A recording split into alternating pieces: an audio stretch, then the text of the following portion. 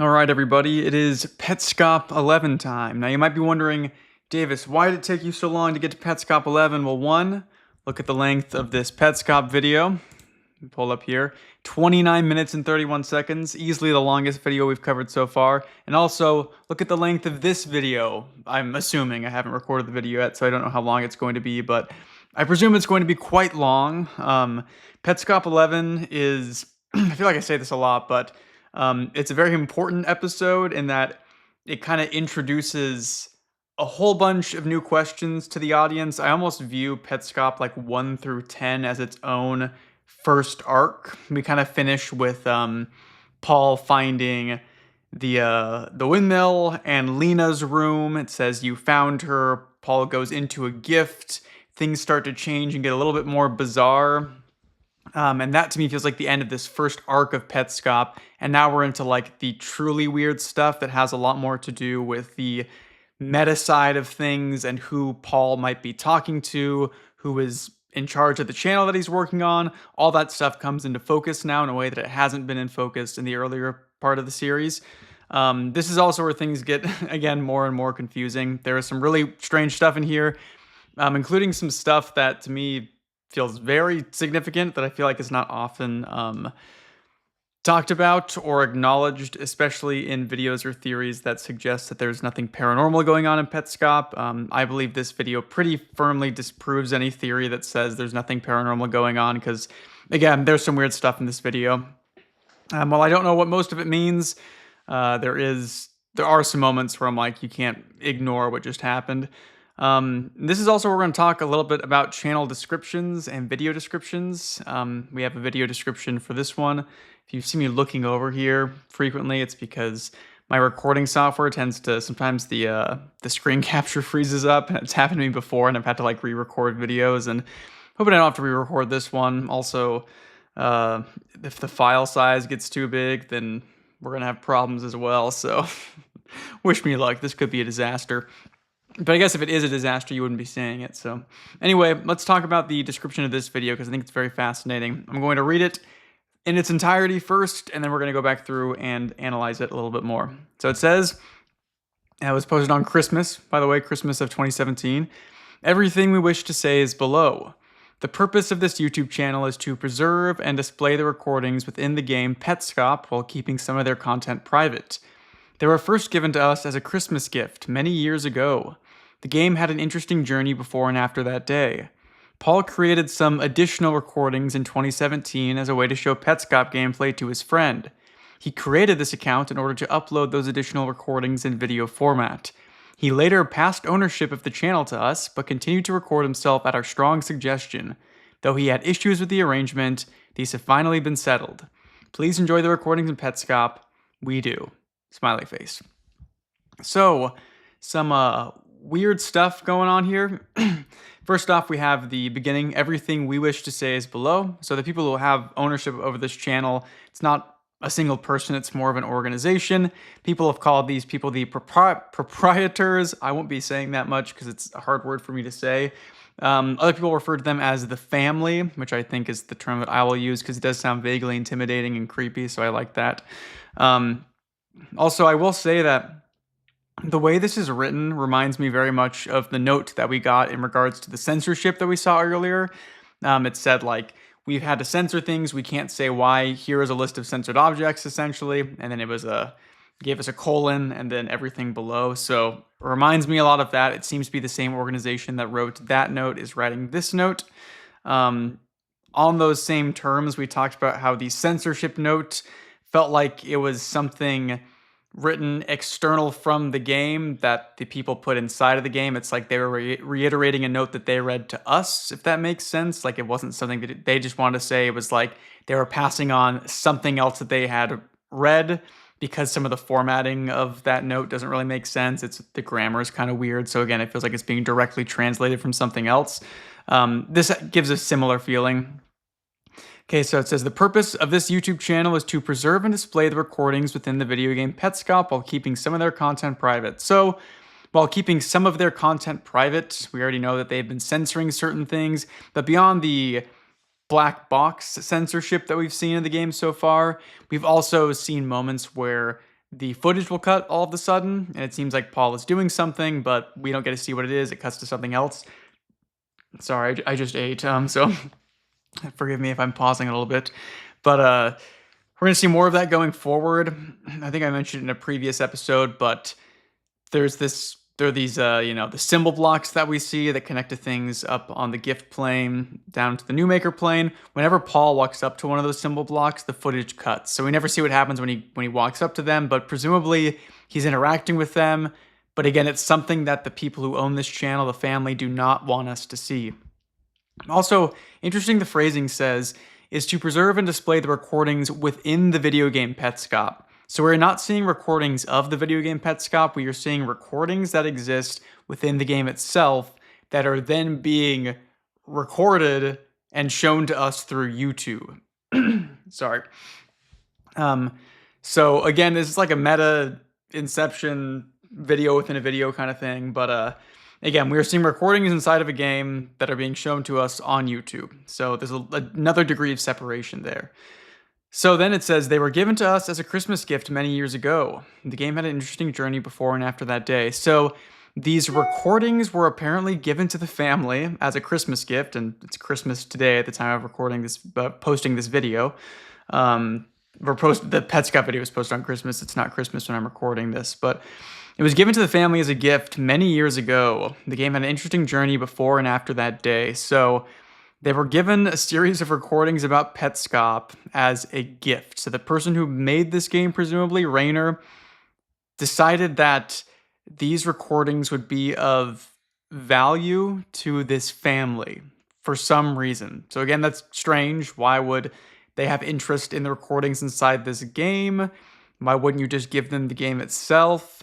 There must be something in there that is important to them. We know that we've seen recordings or instances of Marvin. Maybe they've been interested in that.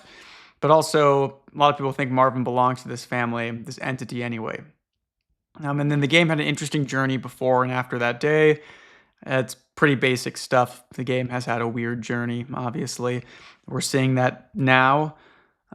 Interesting that, again, this video was posted on Christmas, and Christmas is an important motif here. It's going to show up inside the video too. Paul created some additional recordings in 2017 as a way to show Petscop gameplay to his friend. So this gives us a little bit more information and confirms some things. Paul was recording the series initially to show to his friend.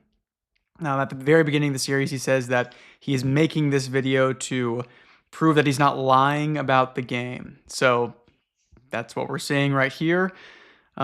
He created this account in order to upload those additional recordings in video format. So again, more weird, like hints as to the fact that these videos are probably stored inside of Petscop itself as recordings, and he is uploading these additional recordings as in they are inside of Petscop, in video format as in the video we're watching right now. He later passed ownership of this channel to us, but continued to record himself at our strong suggestion. So the channel is no longer owned by Paul anymore. He's not the one who's choosing to post these things. He's not the one deciding what to show us, the audience.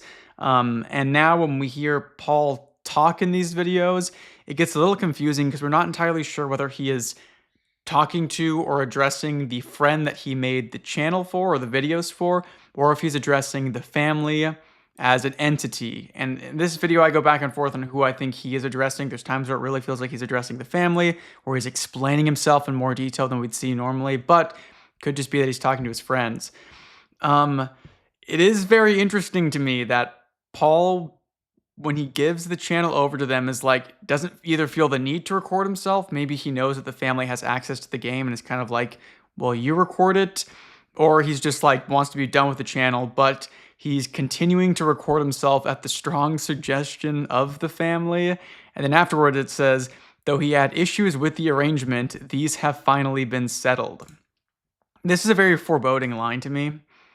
Paul had issues with this arrangement of him recording himself and posting these things on the internet. And according to the family, these issues have been settled. We're not sure why Paul is suddenly okay with this, but there's a lot of speculation that Paul is eventually made to record this game under some sort of duress, which I kind of agree with in some ways. It's very ominous. And we also have to remember that at least according to something we'll see in this video, Paul, I think at the time of recording Petscop, is like 25 years old, about that. He's in his mid to late 20s, I think, at the time of recording this video. And like obviously there are different circumstances for different people and not everybody has the same life experience, but like when I was 25, and see I'm 27 right now. Yeah, at 25, that was 2 years back. I was living in a different state from my parents, from the rest of my family. I was married at the time, although that's not typical for most people, but it is strange to me that this family seems to have this kind of stranglehold over Paul in the sense that they can almost seem to force him to do things, or they he seems to be afraid of them or just like bowing down to this authority that they have over him, despite the fact that he is a fully grown adult at this point. It's been a part of this series that I've never been able to quite square away, is like, if Paul is just an adult, why is he so like beholden to the people in this family? Which is why some people think that he's being made to record this under some sort of force or through blackmail or something, and that's why he's being coerced to do it. Because again, he's presumably, under normal circumstances, he's an adult who can go do whatever he wants. He doesn't need to be obeying this family, but it just shows us there's probably something strange going on, or Paul is not as old as he says he is. But we'll talk about that in a second. That kind of goes along with the theory that I've had about this series that I go back and forth on. And then please enjoy the recordings in Petscop. We do, again, re-emphasizing yet again that the recordings exist inside of the game Petscop. Please enjoy the recordings in Petscop, not the recordings of Petscop. What we are seeing are recordings that are present inside of the game, which kind of harkens to this idea that like, some people think Petscop is trapping its players, like it's trapping them inside this game, and that could be true. There are times where I think that's true, but it could also just be that like a recording of somebody playing a game is a version of them that exists as a recording. Later, a channel description will say that recordings are kind of scary, that they have the power to raise the dead, which is a very weird thing that we'll talk about later. But again, this idea of a recording existing as like this bottled version of a person, you're seeing all their actions, that'll come up later too. Then please enjoy the recordings in Petscop. We do. Smiley face. This is another thing that has always weirded me out, because like obviously to people like me and presumably the people watching this video, like we love watching Petscop because it's really fascinating and like interesting to figure out, but like this but we like it because it's this fictional series that's like this puzzle box, right? These people just love watching Paul do whatever he does in the game, like, find objects that need to be censored while he quietly freaks out. Why do you enjoy watching that so much? If you're in this universe and you think this is a real thing, like, again, I think Petscop is inherently entertaining to us because we know it's fictional, but if this was real, I would be very unsettled at somebody going through these weird, strange instances inside of the game, and I would be concerned for them. And again, the way that Paul reacts to the censored objects, that would be freaking me out slightly. So very strange the family is so into what's happening here. But we've already spent 13 minutes talking about stuff that isn't the video, and we got a long video coming along. So let me pull up my notes on my laptop here just to make sure I didn't miss anything. Okay, here we go. And I apologize for me pausing a lot. Signs along the way that I ignored, because it would have been a completely ridiculous idea to me. But when I found my room, it made, well, I was shocked at first, but it made sense. Especially considering where I found the game in the first place. They would be tied in some way to me through you. Okay, so we just got a lot there. So we start off right in the middle of a recording. Like I said, some of the content has been hidden from us, presumably by the family, but we get to start in the middle of this recording where he says that, sorry, what does he say at the beginning? He talks about how it would have been a completely ridiculous idea to him. Yeah. Signs along the way that I ignored. So he's talking about how there's signs along the way that he ignored that this game is connected to him or is aware of him is maybe a better way to say it. Um, Again, this connects to things like the censored objects, especially the first one I mentioned before. It's just kind of a regular object. It's not anything that's like personally identifying, but Paul seemed to be familiar with it. That could be a sign along the way that he ignored. He thought it would have been completely ridiculous that this game would be about him in some way, which is a little bit strange. I mean, not it's obviously strange that the game is connected to him at all, but it's weird that possibility didn't exist in his mind at all. He was just like, no, there's no way this game is possibly connected to me. That would be completely absurd. When the game has a lot of personal things about people that exist in connection to Raynor's family. We're going to find out later that Paul knows Raynor. He's met Raynor before, although Raynor's name isn't Raynor, so that could be an excuse as to why he didn't recognize that name. But again, it's weird that Paul seems to have a deep connection with the characters inside of this game or the people who made this game that the game is about, but he never really put that together. He didn't get it. And there's some theories that speculate that Paul is the son of Marvin, and I think that might be true in one way or another, but I think in Faden's video, he suggests that Paul currently lives with Marvin, and that seems really strange to me that Paul would see a character inside of his game named Marvin doing weird things and not be like, oh, hey, just so you guys know, Marvin is my dad that I currently live with. Like, he seems to have no idea, like, who Marvin is. He's just kind of like this weird character inside of a game. So it would be strange to, suggest that he currently lives with Marvin but never once brought that up. Also, some people will say that maybe Marvin is like a pseudonym. That wasn't the actual name of the person who Marvin's representing, but we'll find out later that almost certainly his name is actually Marvin. So again, it would be strange that he's currently living with this person and has never once mentioned that. Let's see here. Because it would have been a completely ridiculous idea to me. But when I found my room... So I think this is probably referring to the room with the censored object in it. If you remember, Paul inputted in the child library, he put Care's face with Mike's eyebrows. He finds a room that has a kid sitting on a bed, so the kid's not missing. But there are some blocks that seem to almost spell Care, and then there's the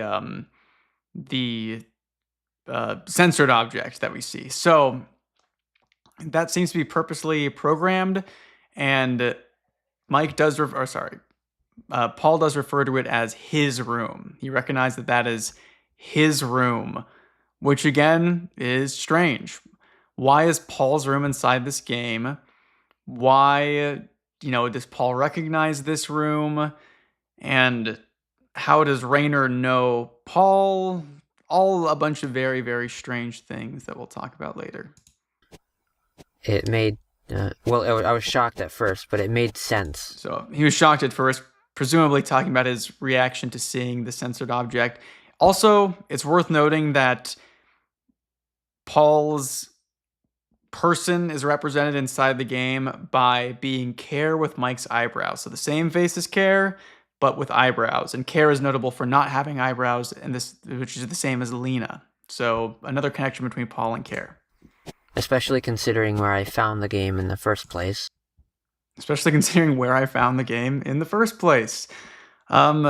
Where Paul found Petscop is kind of a mystery to us. We know that he finds the game and it has a note on it, the note presumably written to Marvin.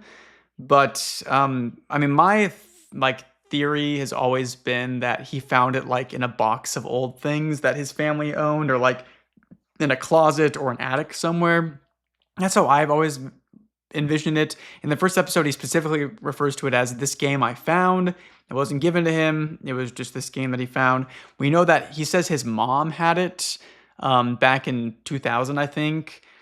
So again, that my theory has always been his mom had the game. It went into storage or something, and he found it, and now he's recording it. So he's saying it makes sense the game is connected to him because of where he found the game. So again, if it was found inside his house, and if or like a family home that his parents have lived in for a long time, or his grandparents have lived in for a long time, he could be like, okay, well, this game is connected to Rainer, and since I was around inside this house when this game would have been made, then it would make sense that this game would be connected to me through you, which is the other thing he says.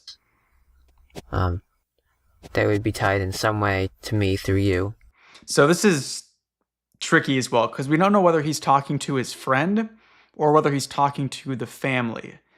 Now, him talking to the friend would be interesting because he's going to specifically mention way later that the friend is not family.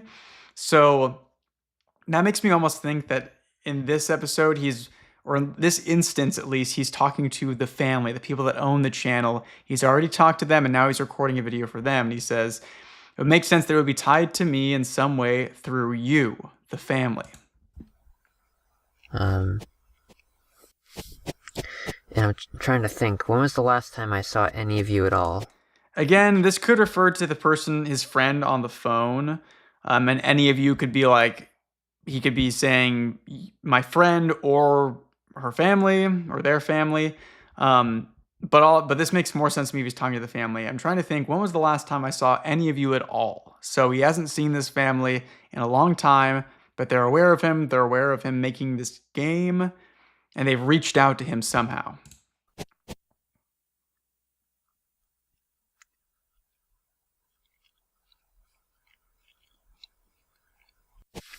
It had to have been like 1999. I was a kid. I was a small kid.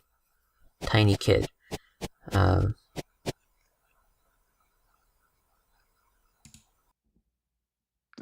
Sorry, I was just lost and watching him walk around in circles, clockwise and counterclockwise. That's going to show up later.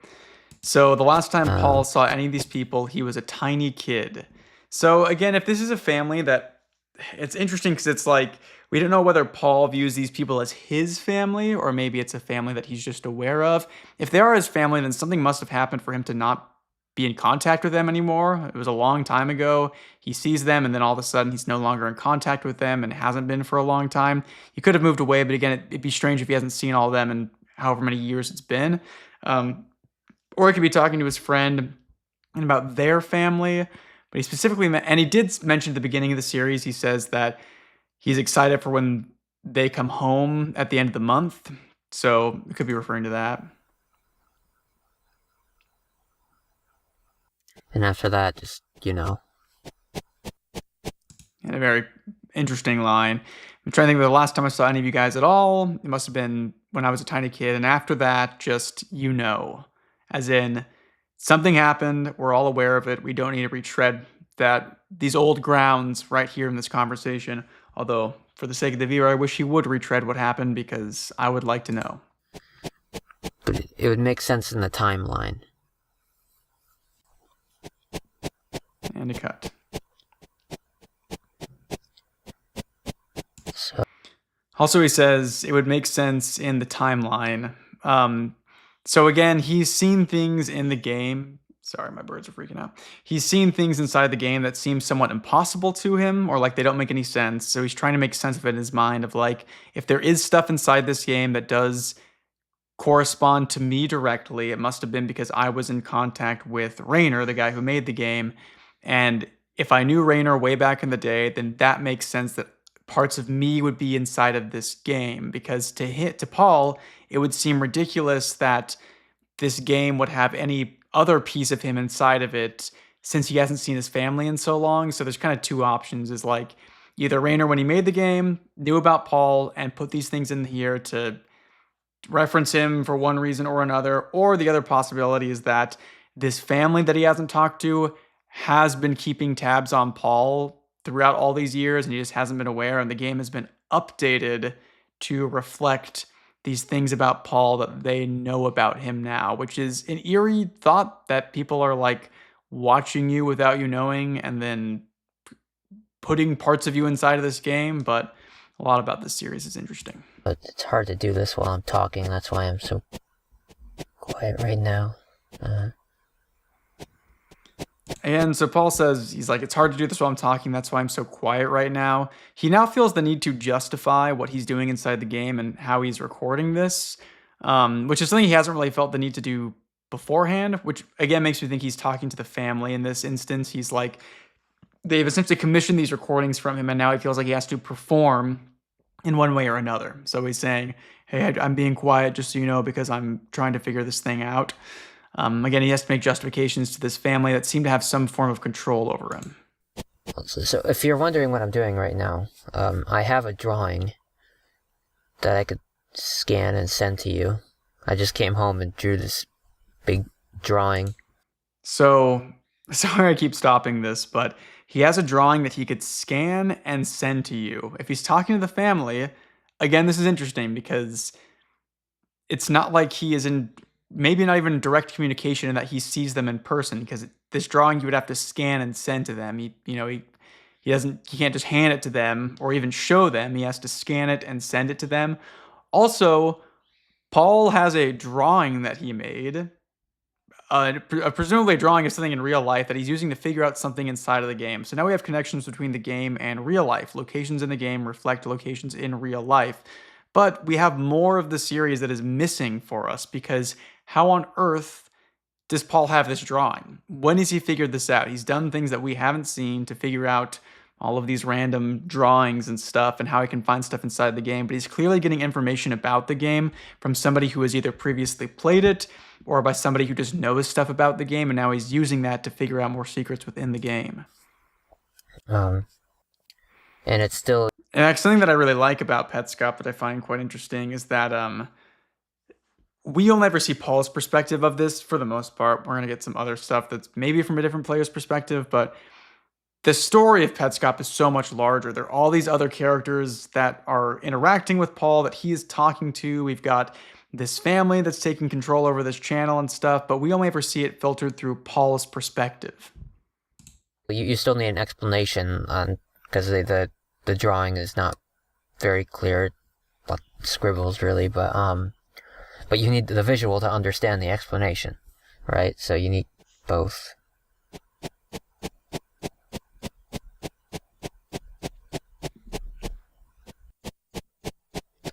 I'm about 90% sure this is gonna work.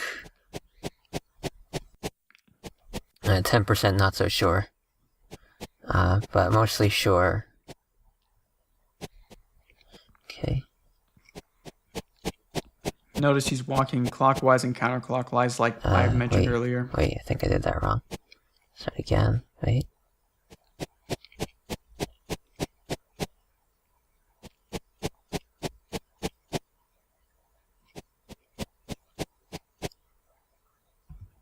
Holy sh... Okay, so what did Paul just do? Paul went to a random section of the New Maker plane in this grassy field and used a drawing that he had made, presumably to give him like coordinates to where he needs to go. He then makes a clockwise circle, a counterclockwise circle, a clockwise circle once again, and we get a prompt that looks similar to the prompt that he had to input questions into the red tool and then the pink tool. So again, this is a secret hidden inside of a game that he would not be able to figure out if he hadn't been given this information by somebody else who's presumably already done this before. Because again, it's just so absurd to think you could figure this out on your own. Shit. Also, gray. Holy shit. Gray as a color is It something that we've seen connected to Lena in the past. I mean, I was 90% sure, but it's still a little shocking that it actually worked. That's very neat. Alright, so the way this works, I'm supposed to pass on this one. Yeah, again, Paul has certainly gotten tips. He's supposed to pass on this one. Like, what does that even mean, dude? You're supposed to not input a question. Good luck figuring that out on your own. There it is. Okay. Okay. The wheel. Okay, so Paul finds this weird wheel. A unique asset inside of the game. We haven't seen anything like that. It's got, what is that, 5 spokes on it. And then you have these kind of like the spot where the wheel isn't makes this little black things. This, and I haven't seen people point this out, the pattern inside of the wheel actually looks quite similar to a rose pattern that we'll see later on inside the series. So if you're somebody who's familiar with Petscop, you know what I'm talking about, then that might be something to think about. The wheel itself is interesting. It seems to be pointing in a direction, either this direction or that direction, and it rotates as Paul moves around it. So this could very well be essentially the object that Paul was walking around earlier, the invisible object. It could have been this wheel, and now he can actually see it for some reason. Also, again, we have more imagery of a wheel or a car. Things being hit by a car has been a theme before, so that's fascinating. You see the wheel turns and with how he walks around it. So again, Paul does the exact same sequence of walking, and the prompt comes up again, except for this time he can actually see the wheel instead of it being invisible. Okay. So this one we wanna... what do we wanna... We wanna ask about the house. We wanna ask where... Just where is house? Paul also starts to refer to himself as we instead of I. He says I sometimes, but a lot of the time he'll say we, which again makes me think he's now aware that he's recording this video for the sake of the family. He's like, we're doing this all together. That's fascinating. He wants to find where the house is. He's got a key to get inside the house, so that's good.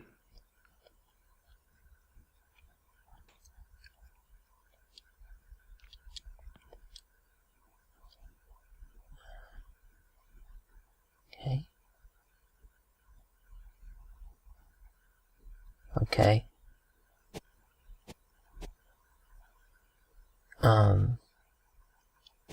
So I don't know. I mean, this is probably just asking me to go this way, right?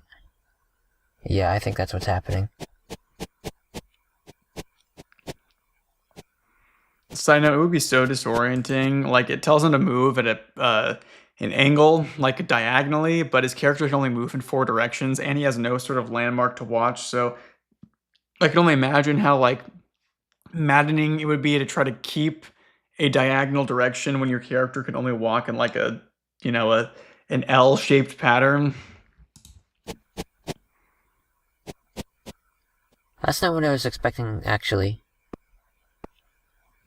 I guess a road makes sense.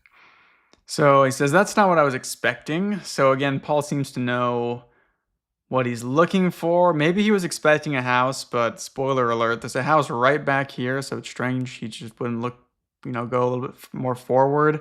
But he says, I guess a road makes sense. My thought is that he's just saying that like because it was a tire or a car wheel that he was following, it would make sense there's a road there. But again, if this does relate to places in the real world, Paul could say that this isn't what he's expecting because in his mind, he has pictured where that tire is, and he knows that if you move that direction from where the tire is, you wouldn't reach a road, you'd reach something else. So that could be the case there. If these are locations in real life, then we have to think about what a tire in a location would possibly represent in the middle of nowhere. That's fascinating. Maybe it could be the site of a crash. Who knows? But it's not visually the same thing that I was expecting to see. See what the camera just did there. Glad you mentioned it, Paul. The camera, there are instances inside of Petscop a lot of the camera seeming to pull focus away from the player onto something that it wants the player to see. And in this case, we have that same thing. The house is right here. Okay, this is a frozen house, captured 3 times exactly as it was. So when we go into the house, keep this in mind. We're seeing 3 instances of the exact same house, again, frozen in 3 separate instances of time. This is a concept that's going to show up a lot in Petscop, at least to me, is this idea of events repeating themselves or cycles happening over and over again. Even just the basic idea of a rotation that we see so frequently is it's a cycle restarting itself. It's a circle, literally a circle. We saw that kind of earlier when we saw the Guardian when Paul walked into to Lena's room. His Guardian made the exact same movements that he would later make, so it's like he's following this exact same path that the game has already predicted for him or has already happened before. And even the fact that like the game was given to the family on Christmas all these years ago, or at least the recordings of the game, and now this recording that we are seeing is being posted on December 25th on Christmas, shows us that like again there are cycles that are being repeated. So again, a house captured 3 moments in time exactly as it was. Inside we'll see it's all quite similar. So it's like hey, the same things keep happening over and over again. It's a frozen house. I think we found the house. Student observation, Paul. I don't know what that...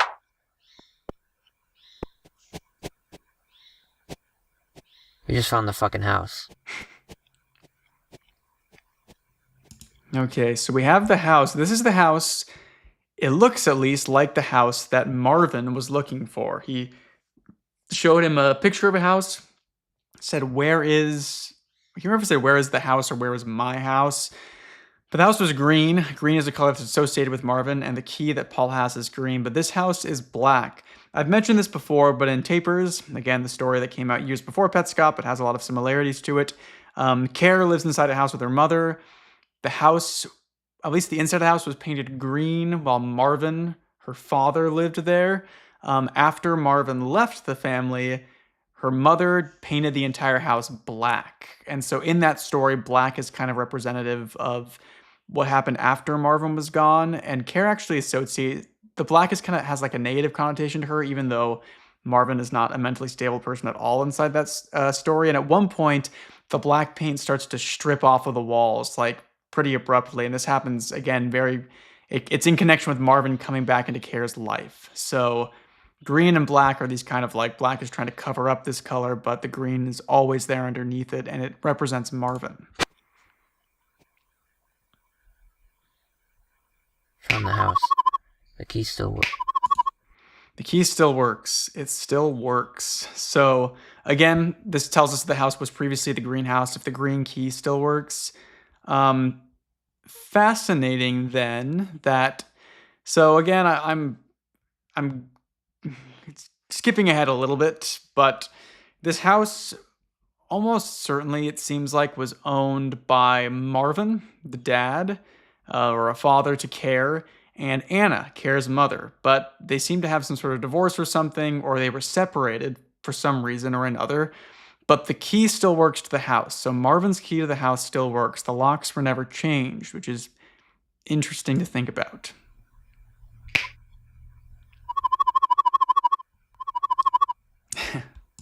Though you've unlocked the door, you can't open it, because Paul cannot open doors. What? What? You can't open it. Another joke about how I can't open doors. Okay. Another joke about how I can't open doors. So you can interpret this interpret it one of 2 ways. At the beginning of the series, Paul, his character walked up to a door and it said the door might be locked or not. You don't know because you can't open doors. So Paul could just be saying that like the game is making another joke at the player's expense about how the player cannot open doors. But the way that Paul says it, to me, almost thinks about like it reminds me of like this idea that Paul, the actual person, there's a joke about him not being able to open doors. Like it's something that people maybe make fun of him for, or the family made fun of him for. And now he's like saying like, okay, another joke about how I can't open doors for one reason or another. Now there are connotations between like a joke about how Paul can't open doors, why that would even like come up in the first place. Now, talking about abuse, child abuse that can happen from parents to children, very common, like at least common in pop culture is people talk about this idea of like when a parent abuses their child and the child has like a bruise on their face, an excuse a child will often give is that they like walked into a door and that's how they got hurt. So Paul saying that there are jokes about him not being able to open doors could call back to this idea of like Paul potentially being abused and being made fun of for giving an excuse as to not, expose his abuser. Another joke about how I can't open doors.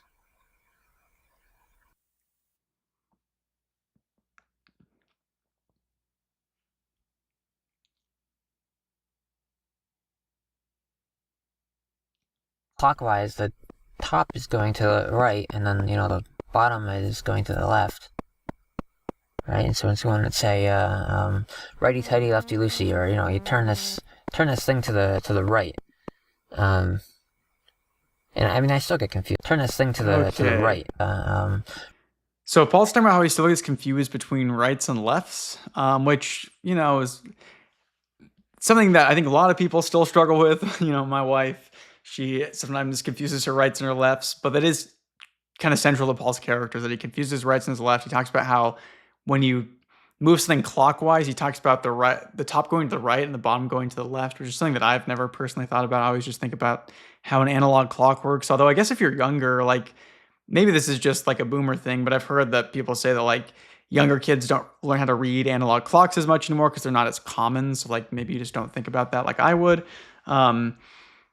And then also while Paul is doing this, there's a very quiet tune that plays, which seems to be coming from an instrument inside of the game. And we heard something like this earlier. So that the character inside the quitter's room is playing. So it's interesting we hear that again. Righty tighty, lefty loosey, or you turn this thing to the right. And I mean, I still get confused about that. Because I mean, well, I know it's always the top, but I still have to think. I have to think. Well, we have the door. The door is now open. It almost makes me think the door opening was connected to that quiet little tune that we heard in the background earlier. That when music is played inside of this game, it seems to affect things that happen inside of the game. We saw that way earlier at the beginning when we see the door open in the new Maker plane that leads down to like the underground stuff, the child library and all of that. When it opened, it played this like doo doo doo doo doo little little tune. And we heard again a tune earlier when the thing in the quitter's room was playing Stravinsky's something and septet. And now we hear another tune and it shows that the door has been opened. Open now, so I mean okay. Hey, wow. Man, if it looks like on my preview here, you can see this way better than I can.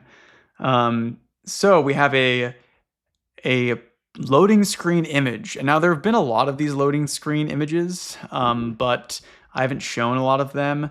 This one is one of the more interesting ones. If you have not seen this image before, and if it does look as clear as it looks on mine, because it looks really clear on my at least my preview of what you guys can see, I'm going to pull it up on my like the brightened up image for you guys. But I want you to look at this image for me, and if you've never seen this before, I want you to type in the comments what you think this image is, what you think that represents, because after you've heard somebody say what they think it looks like, it kind of like, in my mind, it makes it impossible to see anything else. But there's still a lot of confusing stuff on there. So let me pull up. So that's the dark version of the image. I'm going to pull up the brightened version. It's a weird way to do that, but okay. It's from the fandom website. It's the brightened up version of the image. Let me make sure my screen recording's still working, because if it were ever to break, it would be right now. Let me pull up my OBS. It looks like it's still working. Cool. Brightened up version of the image. Again, what does this look like to you? So, what people have said, and what I think I agree with, is that this strip of white here is a piano. These are the white piano keys. You can almost see what could be the leg of the piano. It's like an upright piano. Pianos will be very important going forward. We're going to see more of them later. This thing right here, I mean, your guess is as good as any. People have said it could be a rocking chair. These are the arms of their chair. This is the, where you sit, the seat of the chair, it's the backrest, but this right here is strange. We also don't know if this is like a real, oh my goodness, voice crack. If this is like a real image or this is like a representation of something. This could be like the backpack behind a person who has their arms out stiffly for some reason. And there's this thing right here, which to me, it looks like the side of like a man's head. This is his shoulder, and that's his neck, and that's his head. His hair is up here. But again, it's so hard to see anyway that it's kind of impossible to tell. So yeah, very strange loading screen image. We're going to find out later, some of these loading screen images, almost all of them are of like 3D renders inside of the game, but there are some that are real pictures taken. So very spooky image. Again, I do subscribe to the idea that this is a piano, but I could be convinced otherwise. I'm not married to that idea. Let's go back to the video itself. Okay.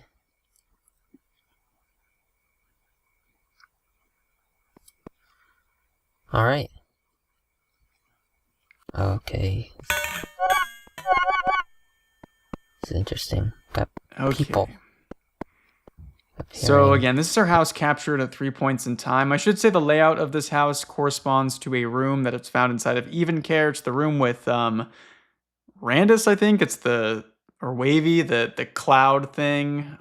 There's a puzzle we'll talk about later they have to solve there. But another case of this corresponding to something that exists in Even Care.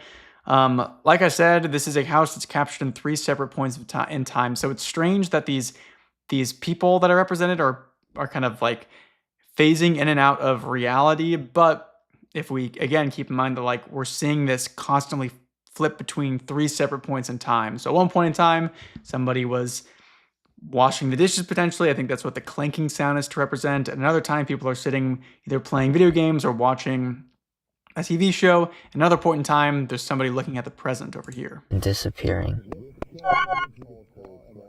This deep, indiscernible speech will be something that repeats throughout the background. It is indiscernible, at least to me. I don't know what it means at all or what it sounds like. Just more weirdness. More GIFs.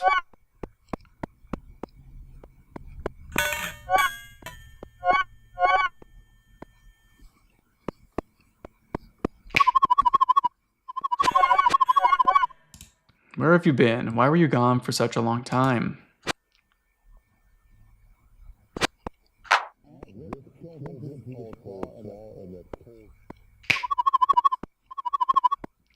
Is this a present? Who is it for? So, if you're like me, your mind immediately goes to the fact that Petscop or the recordings of Petscop were given to the family as a gift on Christmas many years ago. Obviously, it's Christmas inside of this house.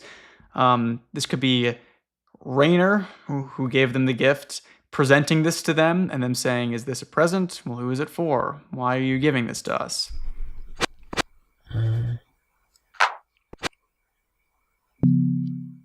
I freaking love that sound effect. It's one of my favorites inside of Petscop.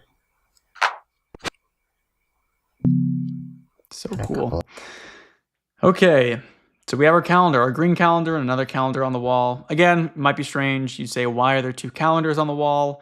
It's because we're seeing this captured at multiple points in time. Green, again, seems to have connection to Marvin, and gray or black is connection to the house post Marvin leaving. What calendar's here? So calendar tells us that today is Christmas.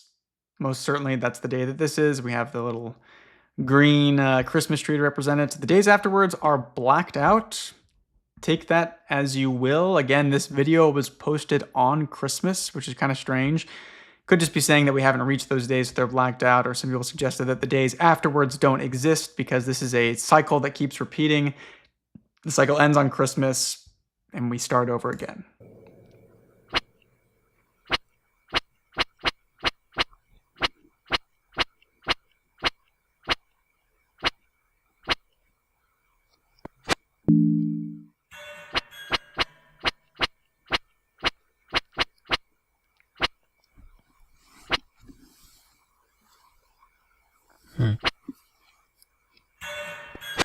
So these are different years. Just looking at this green here, starts off like like a checkerboard, then whatever this is, and then weekends. Then it's green every day. Oh, Okay, what's Paul gonna say here? okay. I don't know if you got that immediately. Yeah, so June to November. Mm-hmm. So, Yeah, on that topic. so a couple things we'll talk about here. I'm gonna save this for later. I'm just gonna say it sounds like Paul's talking to somebody directly as he's playing the game, like he's on the phone with somebody. Or maybe not. Maybe he's just referring to things. But what he's gonna say next is gonna be very important. But we should talk about this whole green things that are, dates that are in green. So pretty widely agreed upon, and I agree with it as well, that what we're looking at here is a custody calendar.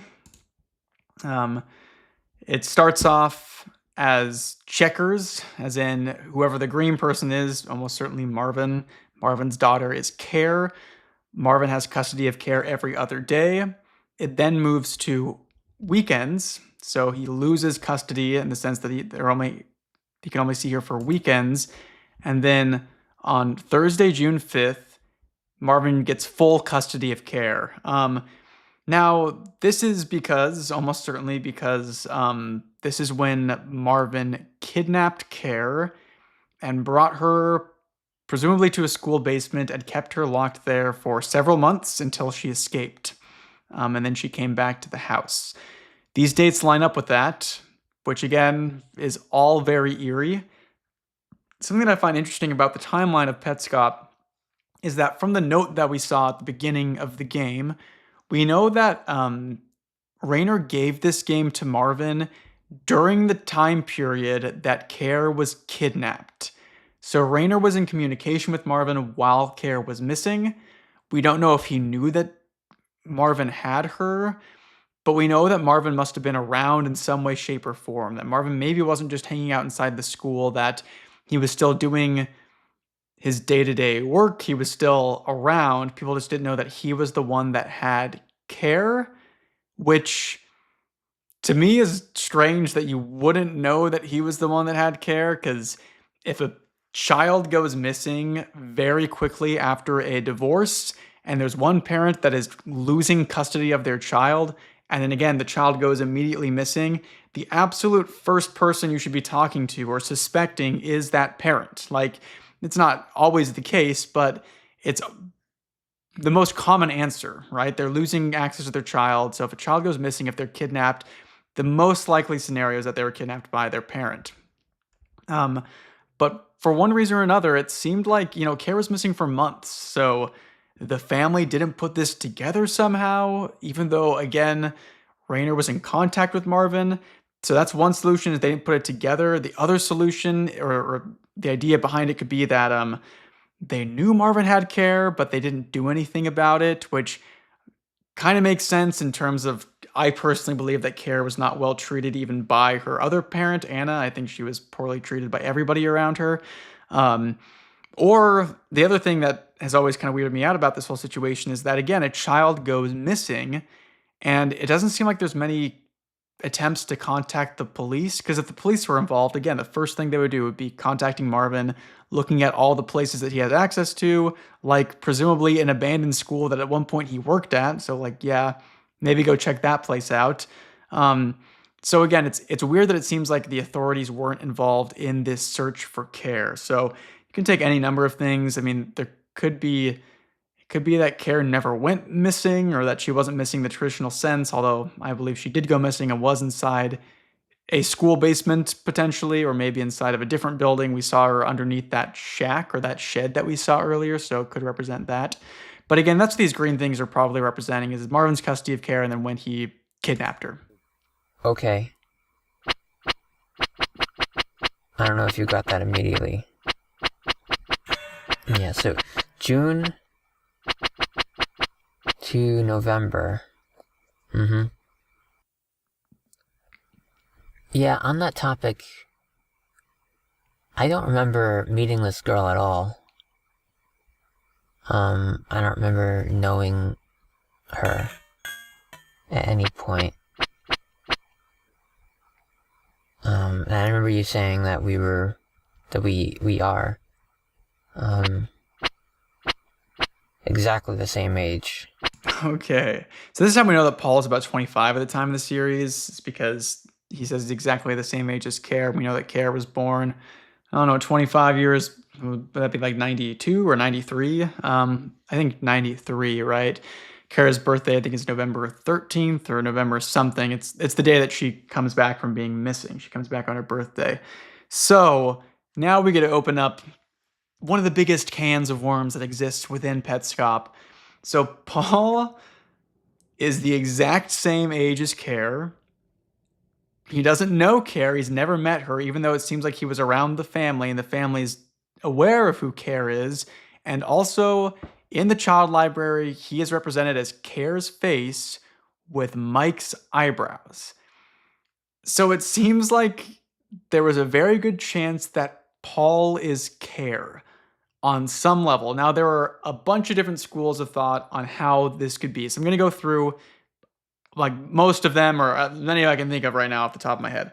The first and the simplest explanation that has cropped up, I would say, more prominently recently is the idea that Paul is a trans man, and when he was younger, he was Care. He was presented as a female, and then transitioned to being a male, and that's who he is now. And that's why Paul and Care are the exact same age. They're the same person, but Paul is post-transition. Now, there was a video, I forget who made it, but they did a great job. Well, they did a pretty good job of explaining all the things that support this theory, this reading of Paul being a trans man. This is something that, like, I personally, it's a hard theory for me to wrap my head around in a lot of ways, not because I don't think it's valid, because I do think there's a lot of validity to it, but just because I'm not a trans man.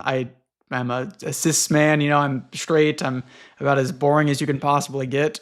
And so for me, it's just hard to put myself in that headspace, which is why I don't talk about the theory a whole ton, not because I don't think it has validity, but just because it feels like something I don't feel like I have the capacity to really give, credence to, because I don't know anything really about that community. But there is a video that discusses this, and I think when it's discussing the theory, it's pretty good. The only thing I don't like about the video is it spends a lot of time just like throwing shade at other creators for their theories, and it kind of presents itself as like everybody's dumb for not realizing that this is the solution to Petscop, when I think there are issues to the idea of the story is simply that Paul is trans. The issues that I have with it are, one, it has some weird implications for why Petscop the game was made, especially it's very problematic, at least from Rayner's perspective, to make this game to give to his nephew or his younger cousin, and to give him this game that's like, hey, just so you know, you're a girl. Like, that is really messed up to do to somebody. And that's like, that seems very problematic. It'd be strange if that was the entire object of what Rayner is doing, is to remind Paul of his gender before his transition. But the other thing with the theory, and that it's an issue with a lot of theories, different theories about this, is the idea that Paul has no recollection of his time as Care. So Care, I think she comes back on her 5th birthday or something. So, and then like all the traumatic stuff that happened to her happened before that age and a little bit afterwards. So if we're to believe that Paul is simply Care, no strings attached, he has either transitioned, or some people suggest he was raised as a girl but has always been a biological male. That's something in the Faden theory. The issue that I have with that theory is that this all hinges on the idea that Paul literally has forgotten everything about his childhood. It's not like, oh, his memory's spotty. It's like he does not recognize the name Care. He doesn't recognize any of the things that happened to her. Well, later on, we'll see that he has been shown a picture of Care, and he says there was a resemblance between the two of them. But again, it's like you're being shown a picture of yourself as a child, and you don't recognize it. You don't say, "Hey, that's strange. That's actually me." So that's one of the reasons why I think the simpler explanation that some people give of like nothing supernatural is going on. Paul is simply Care, either post transition or again was forced to present as a girl growing up.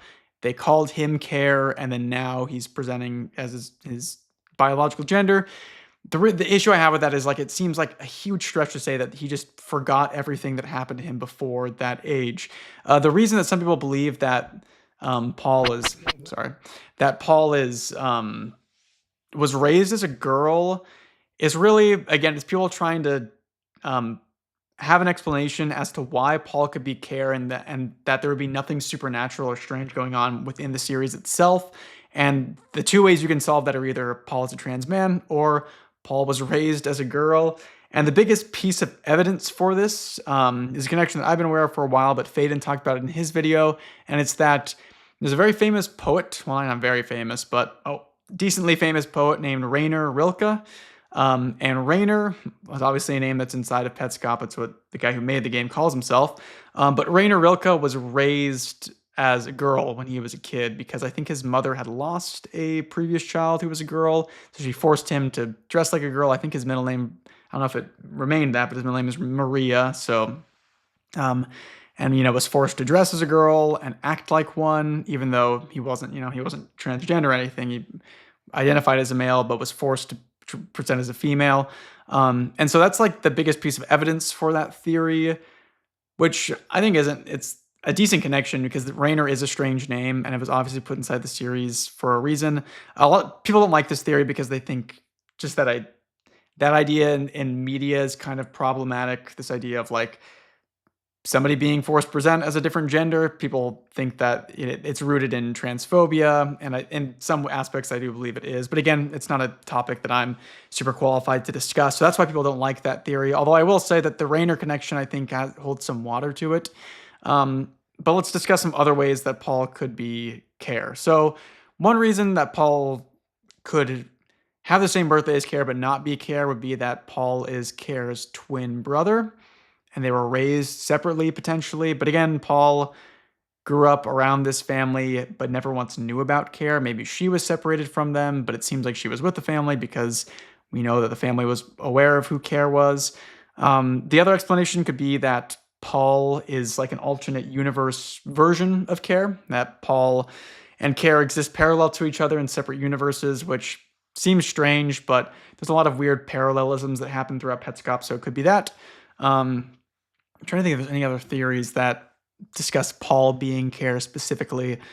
There's a theory that Paul is not Care, and it's all just a big coincidence, which doesn't seem accurate to me. I think on some level, Paul has to be Care. And then there's my pet theory, which I was really into a while back, but I've kind of abandoned in a lot of ways, is that Paul is not Care at the start of the series, but he becomes Care throughout the series.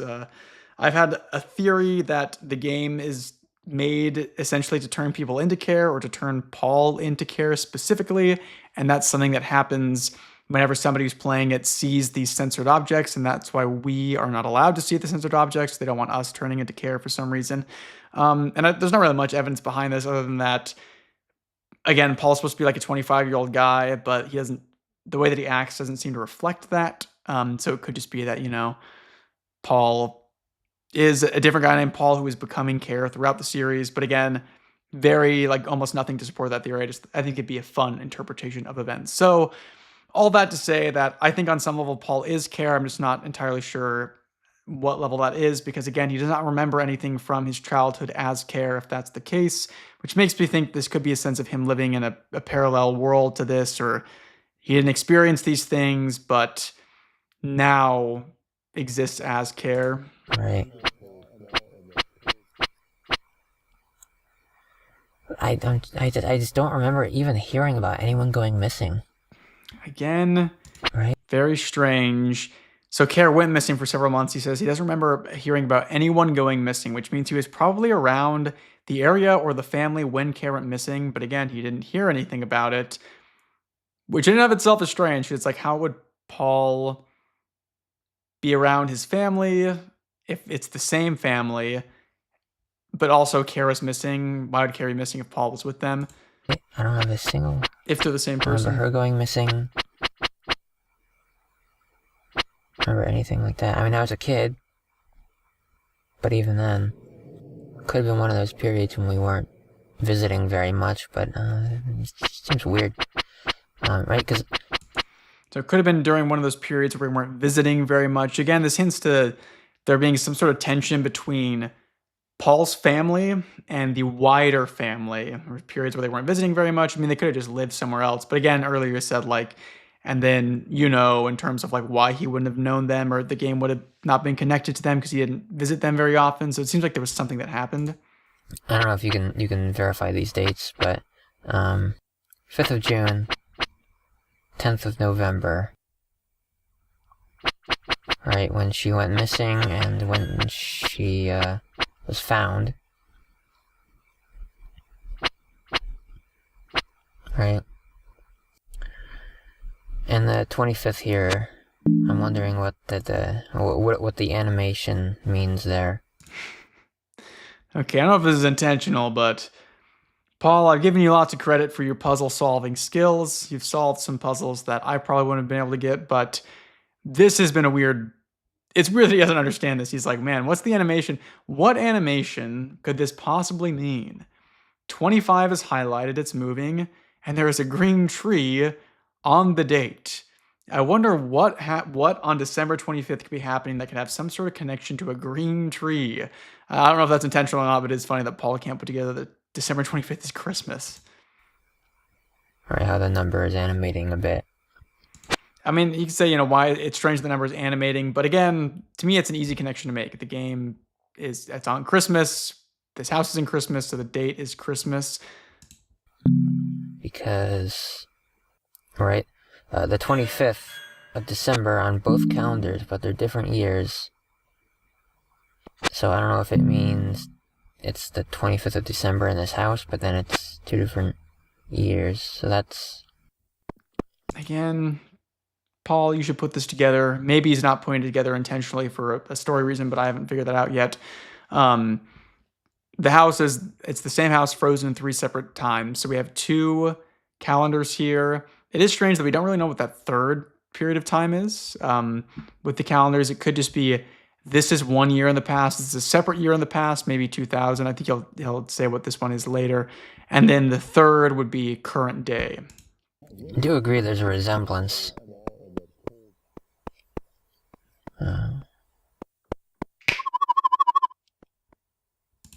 Okay, so I do agree there was a resemblance, which again is referring to Care. He's saying they do look similar to each other, which is how we know that he has presumably seen a picture of Care, which again, if he is Care and nothing supernatural has happened, it's strange that he wouldn't put that together as that's me as a child. If I saw a picture of me as a child, I would understand that that's me right away.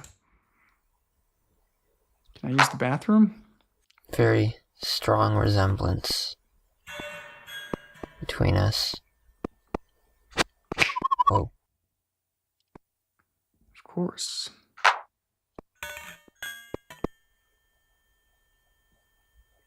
What?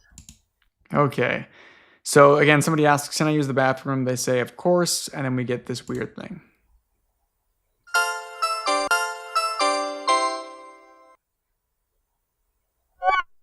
The hell? Your guys' guess is as good as mine as to what that could possibly represent. That little tune plays, and we seem to go inside of the TV twice. We had something similar happen when he went inside the gift in an earlier episode. But yeah, we go inside the TV twice. Could be a weird meta reference of like we're going inside the game at this point. But then Paul enters the bathroom. Props to whoever owns this house for doing their toilet paper the objective correct way with the toilet paper going off the front and not the bottom. That was an experience.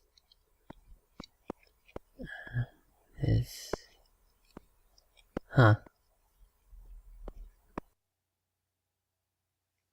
So again, we have our little block here. We have a ramp to get into the tub.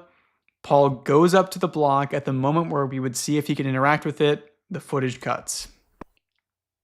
Whoever owns this channel does not want us to see what happens when he finds one of those blocks.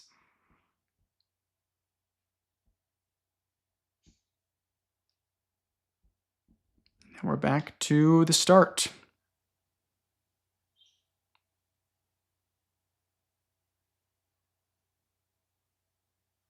Okay, here's another load screen. Again, if you guys can see this, you can see that really well. Another load screen. We have a picture of a girl with a hat on. We'll talk more about this later because we'll see this not darkened later on.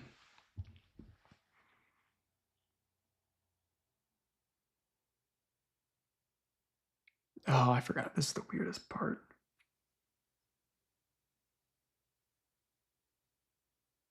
So this is a room in the Newmaker plane. Underneath the Newmaker plane, we saw Paul walking around here earlier, trying to get himself hit by some cars.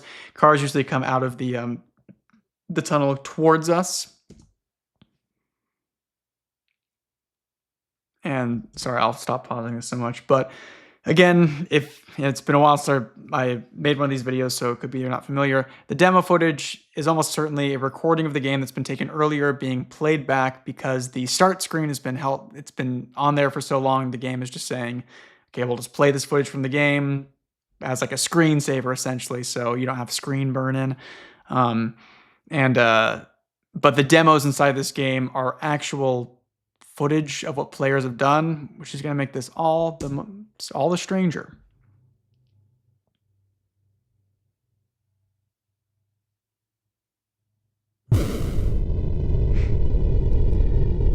Looks like we're inside of a car, maybe. We fall onto the road. That's not strange enough.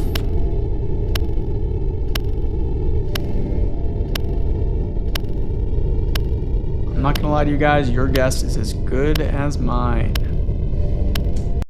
It's 3 o'clock at the time of this recording, apparently. We have a clock that ticks nicely in time with the beat behind it. The beat is called driving, so again, we're inside of a car.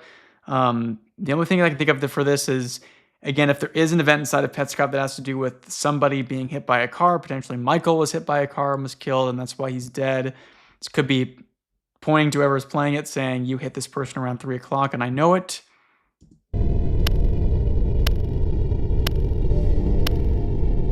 This music's very Silent Hill. And that.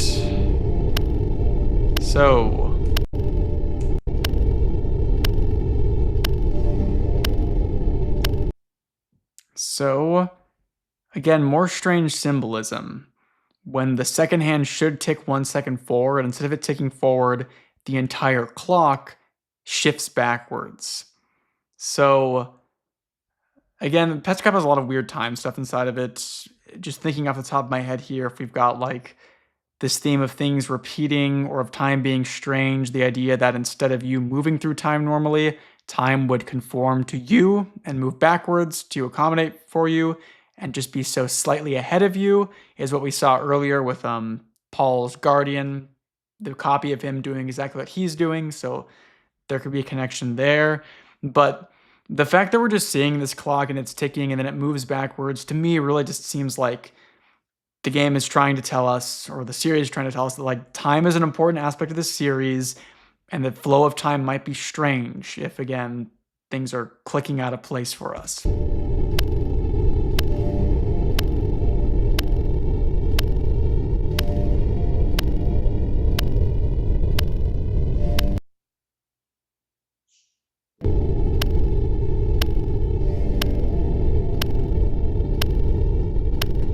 Very strange that would cut right there.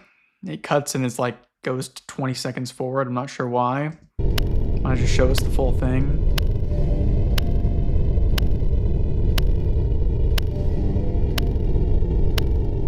But again, if this is trying to tell us when somebody was hit by a car, if it was the dog or if it was Mike, it could be saying that during that time period is when it happened and whoever did it just kept driving.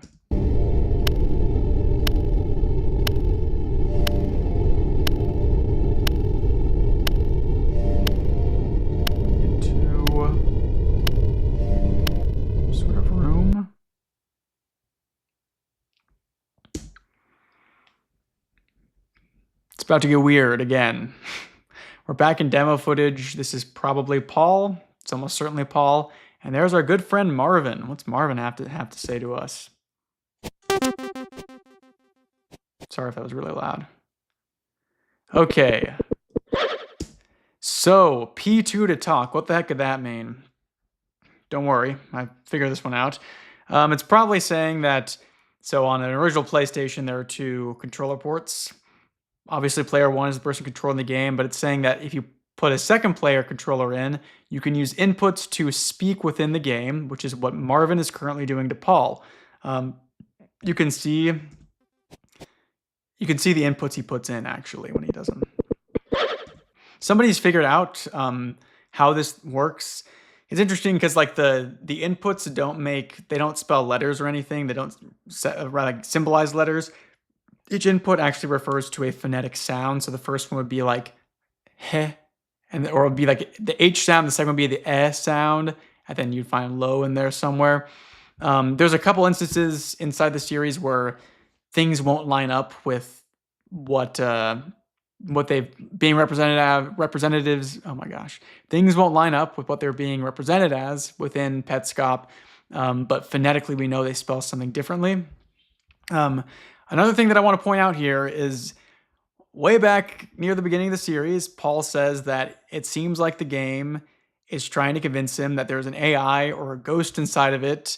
And then he says that the way that you would know if there's an AI or a ghost inside of a game would be if it stops being distant and starts communicating with you directly. And now Marvin is talking to Paul. So again, I know some people say there's nothing paranormal going on. There doesn't have to be something paranormal going on, but this is literally what is happening on the screen right now is what was told to us previously. And like story writing 101 is like you introduce something, you pay it off later. Paul is saying that if he's being talked to directly, it means that there's a ghost or an AI inside the game. Again, it could be ghost AI or another player who's actually playing the game. And this is what's happening. He's being talked to directly by Marvin. Hello, Paul. Paul spelled like that because that's a word like Paul Bearer. And the name Paul wouldn't be inside the list of approved words that can be spelled throughout the game, but it's spelled the same, or it sounds the same.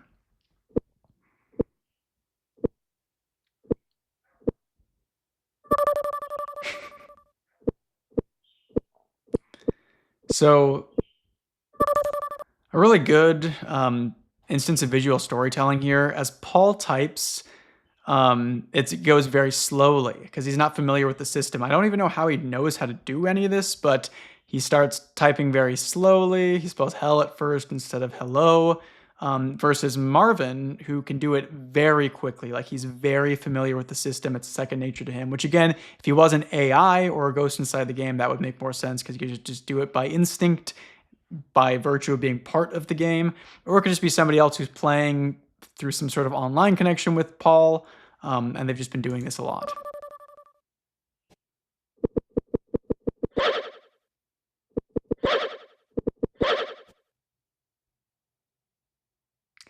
It is fascinating. It's something I just put together now. Like, it's interesting Marvin can walk around and...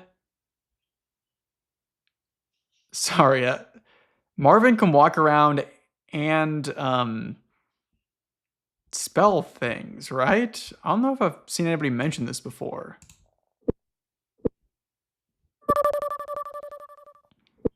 I mean, look at the inputs you need. An original PlayStation controller, I believe, just has a directional pad. It doesn't have analog sticks. Let me make sure I'm correct on that, though. I'm not a well, I wasn't a PlayStation guy. I got a PlayStation 5 just recently. Yeah, so original PlayStation controller, well, the DualShock has multiple, but the original one that I think was just a PlayStation 1 controller. Interesting.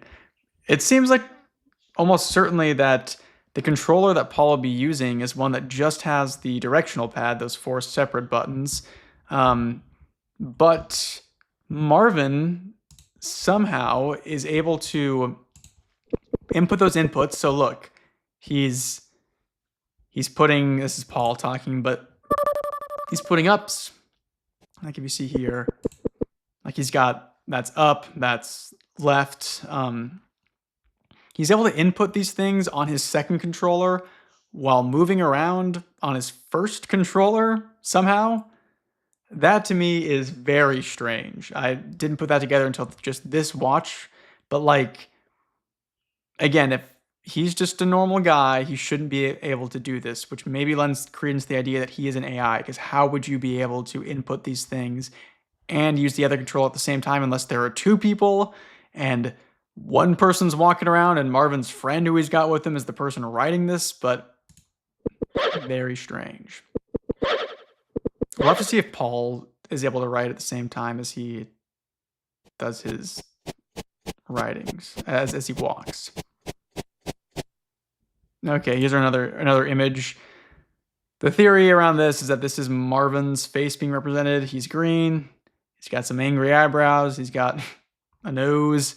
And then this thing in front of his face is representative of what's called the Needles piano. We'll talk about that later. The school.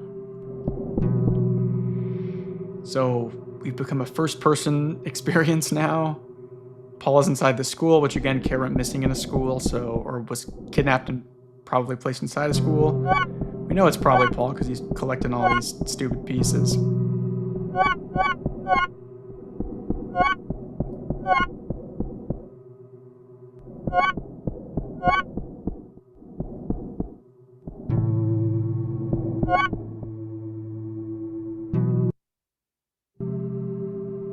Again, another cut. I don't know what we missed in there. Although there's a decent chance, so the cut happens and all the pieces are missing. There's a decent chance that whoever is creating this just, Paul went and slowly and painstakingly collected all the pieces, because of course he did, and they're just skipping that for us because it would be boring too much. Okay, so again, the game's in first person, which is strange, and it seems like you can pause the game and move this teal-looking tool around. Now, let's see if I have it. If you're an insane person like I am, you might have something that looks like this. Sorry if that just wrecked the mic. You might have something, oh my goodness, I'm sorry. Something that looks like this, which is a tracing of all the movements that the teal tool takes as it moves throughout this episode. And what you might notice about this image is if you look really closely, you can see it doesn't look like anything. And that means that a man named Davis Morgan wasted like half an hour of his life tracing this, even though it doesn't seem to relate to anything. I was hoping that I would trace this and it would be like some mind-bending moment of like discovering something, but I don't think I've made many new discoveries in this series so far. That would have been the peak of my life, but it was not to be.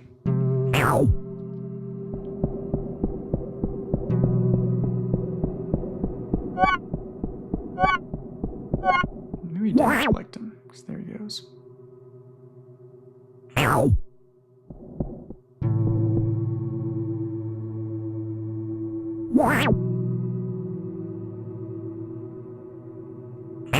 Seems to almost circle the player character for some reason.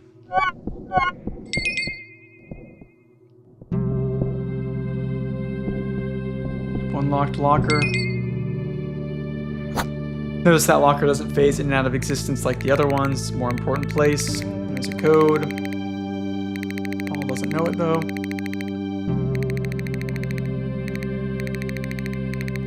Another example, although minor, of rotation. The lock rotates. This right here could be showing us that it's the same controller input that controls. You see when he moves right and left. The lock moves along with this, so same controller input that's being used for both of them. We're back to Paul. What?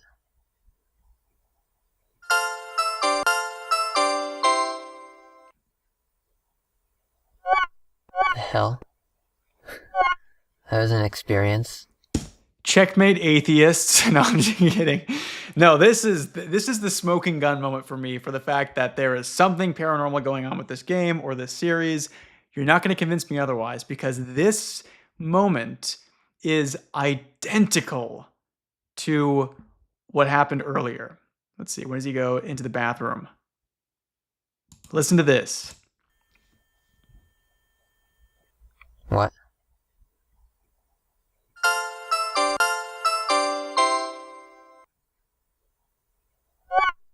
The hell? That was an experience. What goes into the TV? The hell? Laugh. That was an experience.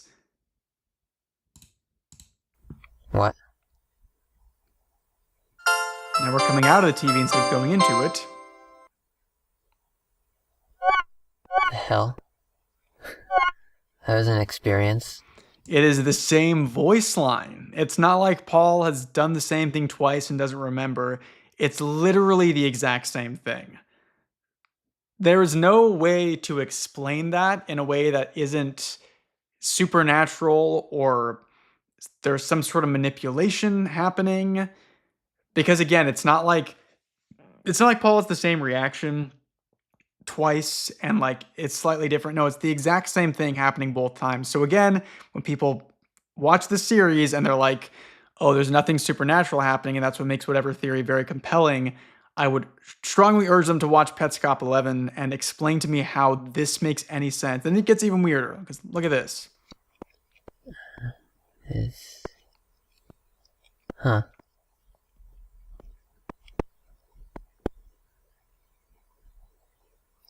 Hey. I could have sworn I just saw above the bathtub those white blocks with the symbols on them.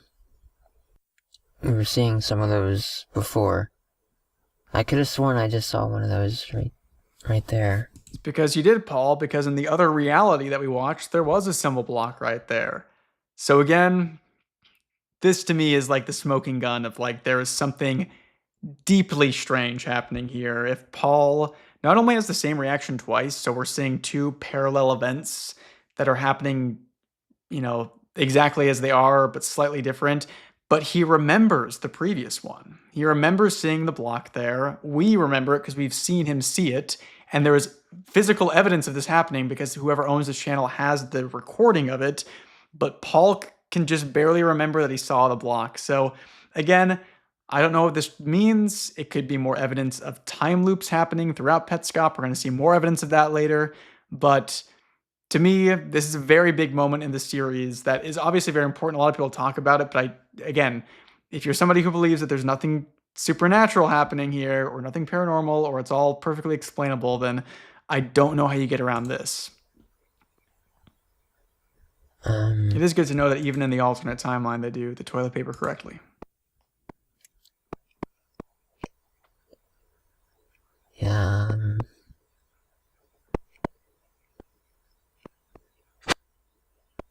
Everything's different now.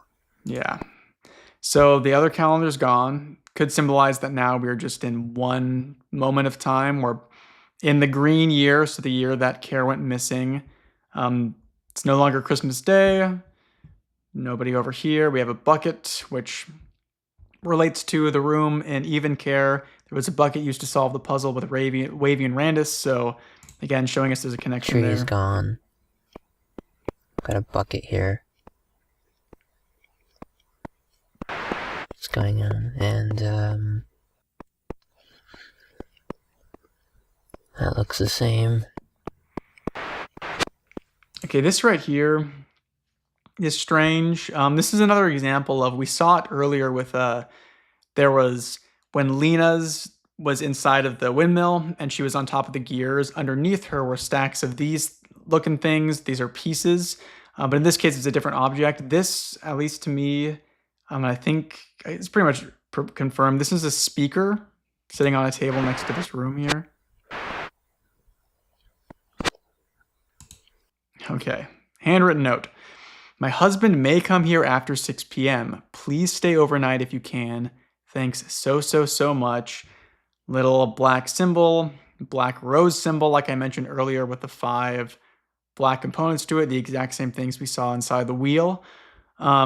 This is almost certainly written by Anna about Marvin. So this is, again, after, since there's some sort of custody battle going on, this is after they've divorced. She's saying that my husband Marvin may come here to the house after 6 p.m. Please stay overnight if you can. So she is unable to be here for some reason. She's working, and is encouraging someone, maybe Rainer, somebody who has access to this note.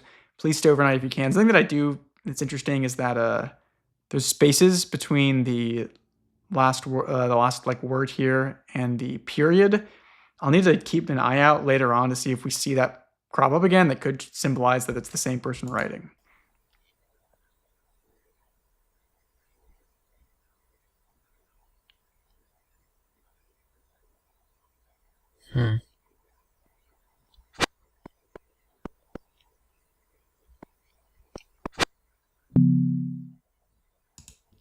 So we can see the date here, the last time Marvin had custody of Care, and this day here is the day that Care goes missing in the other calendar. So again, shows us that since the dates afterwards are all blocked out, it's almost certain that this is just the current date. That's why the number is animated, but there's no Christmas tree because it's not Christmas. June 5th is actually not Christmas. It's the 5th. I don't know if I can find out the in-game time, and what the hell is this? Again, it's a speaker, and this thing here looks like a receiver, so this in here is going to be Care's room.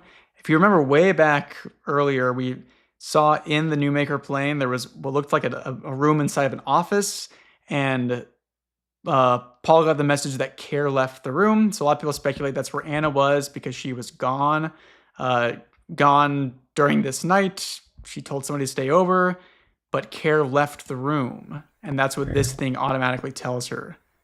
Here's Care's room. This creeps me out, dude. Oh, wait, we get a better view of that, of this thing. Maybe it's just more pieces. That could just be the whistle-looking piece. Okay. Another Care. Another Care. We have a clock. It's the exact same clock that we saw earlier, but no second hand, and it's now 6:10, so it's after 6 p.m. If you remember, Anna said, my husband Marvin may come here after 6 p.m. And then we have Care sitting on the bed. Very similar situation to when we saw her sitting on the platform in the flower room. There's a C note playing in the background. Paul is unable to interact with Care, which we also saw earlier before when she was in that situation. You couldn't interact with her. Sorry, I'm blanking here. It's been a long recording so far.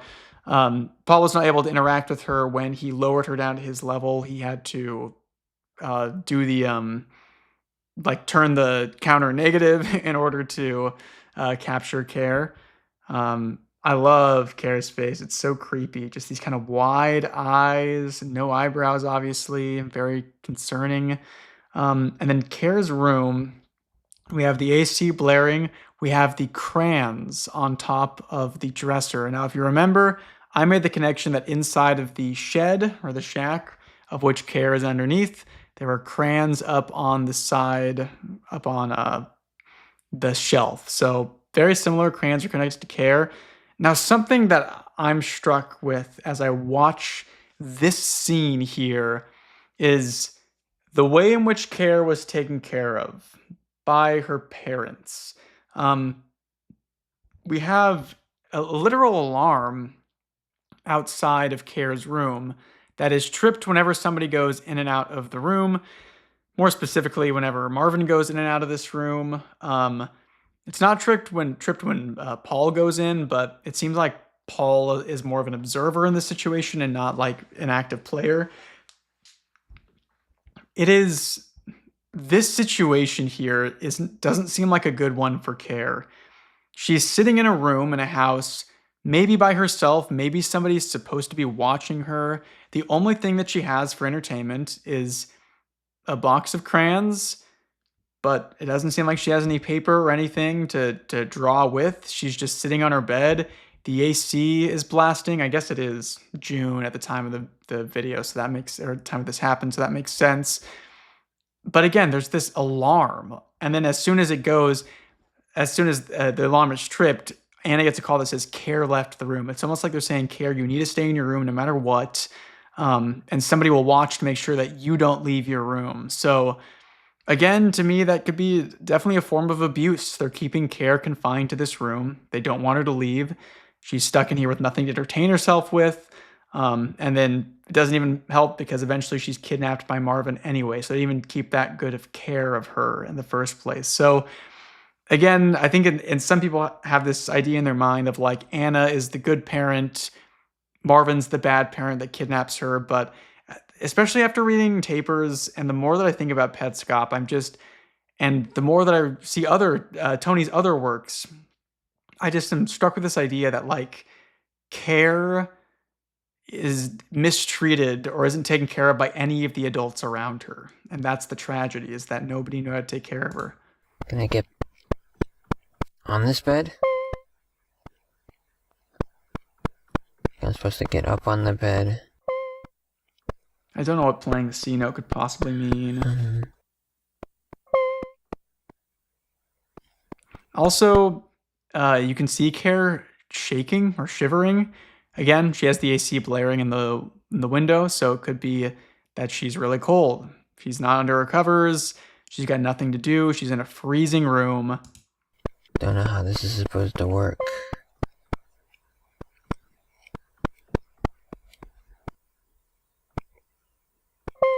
Yeah, I don't know. I don't know what we can do here.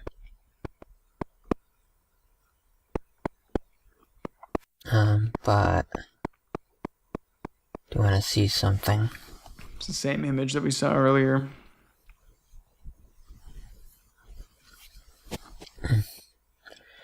Well, we're free now, that's good. I'm interested in this window. I don't really know what to do, but if we could,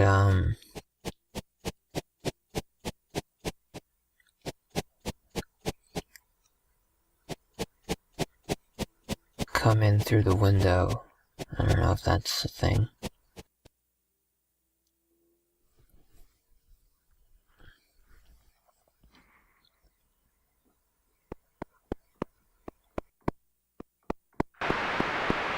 Oh.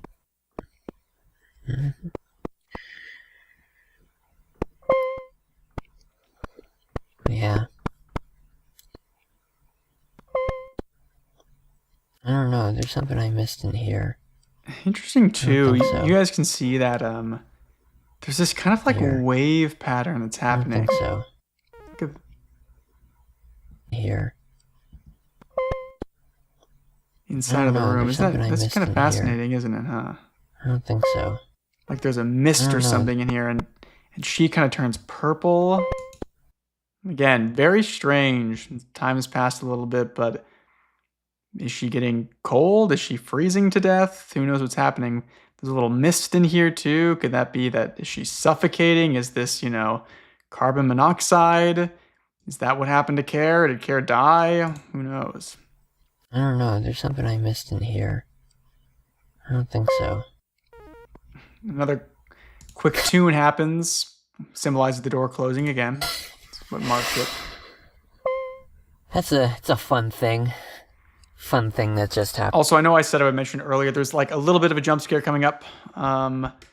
Should be coming up, in like a minute or so. It's nothing scary, like it's not a scary image or anything. It's just gonna be a little startling. So I can't close doors. I can't open doors either. So I also can't. Yeah, that's fun. Paul distressed the fact that he can open doors again. Also, I want to reiterate, it is kind of a jump scare. It's nothing that scary happening. It's just like kind of a loud crashing noise. I don't know.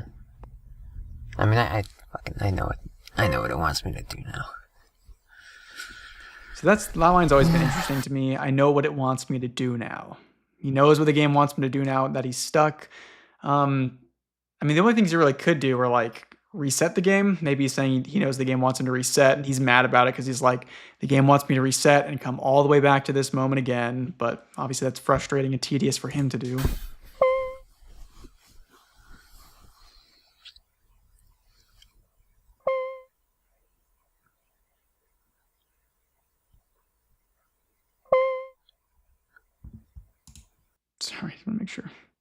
jump scare happening in the next like 15 seconds. So again, if you're concerned about that, turn your volume down.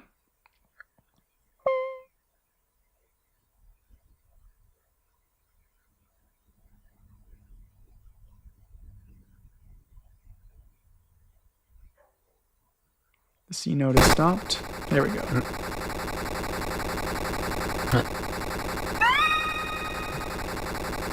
What? Uh-oh. Okay. Wow, that's a weird moment, right? So the AC unit falls off, starts breaking. You can see the tone of the room is completely shifted. It's no longer this blue, kind of wavy, almost underwater thing. Marvin breaks in through the window. He captures Care. It plays a captured sound.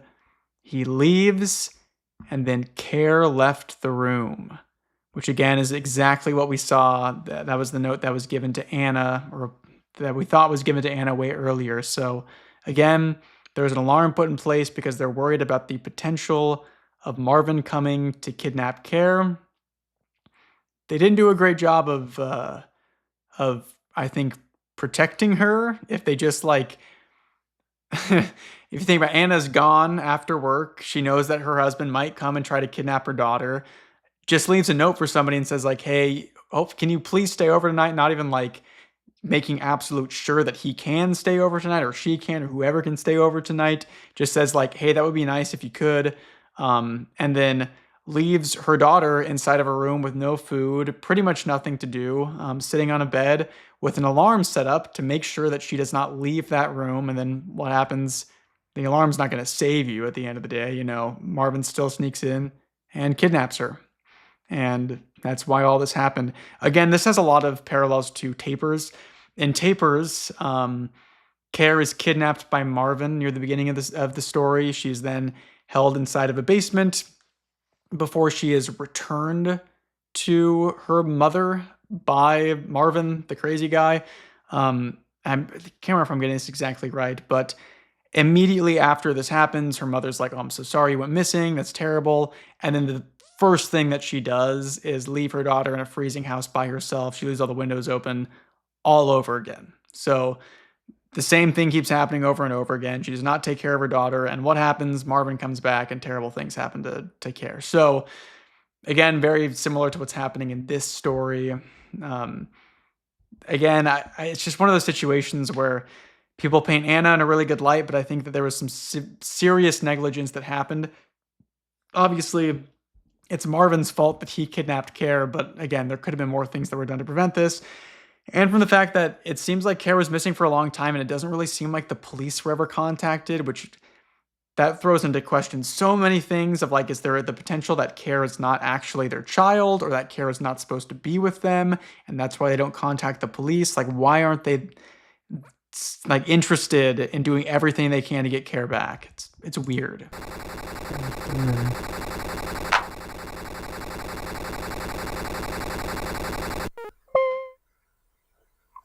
Oh. It's gonna... And everything resets back to how it was. The time stays the same though, so again, maybe we're seeing the same thing at separate points in time. Put everything back where it was. I still can't, The purple crayon is on the ground. so... Don't know if that's important. Oh, shit. What? Shit. Marvin Where did he goes just into come from? garage. Bathroom? I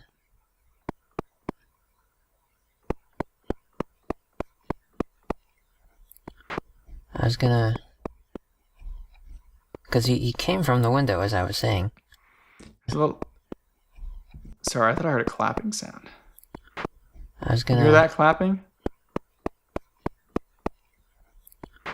I was gonna... Clap. I wonder if that's coming from Paul, or if that's in my mind I'm like, maybe Marvin is reading text and we can hear the sound of his clapping. Came from the window, as I was saying.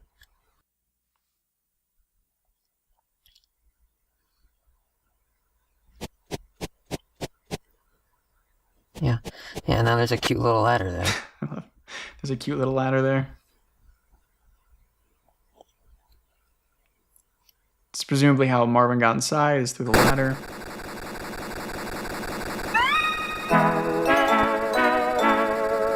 Ta-da. The most timid ta-da of all time. Sorry, I'm gonna double check something. I'm gonna look up at when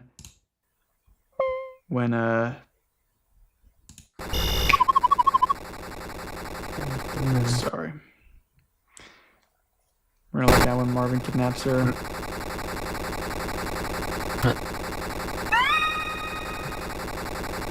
What? Okay. I was just making sure it wasn't the exact same movements. It's not.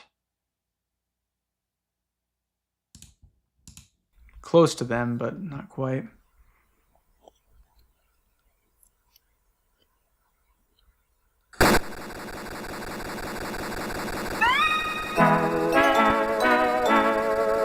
Ta-da. Well, that's that. Wish I can look at the... Okay. So, there's a couple of things I wanted to mention. So, interesting again, we have another instance of Paul repeating history, following in the footsteps of another person. He's following in the footsteps of what Marvin just did. Also, if we look at Paul's piece counter, we know that this happens before the scene that happened in the school where it was in first person because he was reaching 411 pieces, I believe, there. So that's something that happens later on, which again tells us that like what we're seeing right here is not the most recent recording. There's other recordings that the family has access to. They're just choosing to show us them in this kind of in a confusing way, because why wouldn't they? Okay, I'll come out in a minute. Keep playing. Now, so a theory that a lot of people have that I think holds a lot of weight is, and it's morbid and dark, but again, I think it holds a lot of weight, is the idea that Rainer potentially committed suicide inside the bathroom of this house. If you remember earlier, there was somebody talking to another character and he said, "Can I use your bathroom?" Of course, goes into the bathroom, seems to be an important location. Later on, we're going to find out that the song that could potentially play inside of the bathroom is called Bathroom Tomb. So there's a theory that he ended his life inside of that bathroom. Could maybe be this. I'll come out in a minute, keep playing. I'll be down in the bathroom in a minute, just keep playing the game. Never comes out, obviously. But even beyond that, it could just be a weird thing. It's telling us, I'll come out in a minute, keep playing. Again, this idea that you could be under duress while you're playing this, you're being forced to play this game, and now you're saying, hey, just don't worry about me, just keep playing this game. No matter what, you need to keep playing this game. Pets now.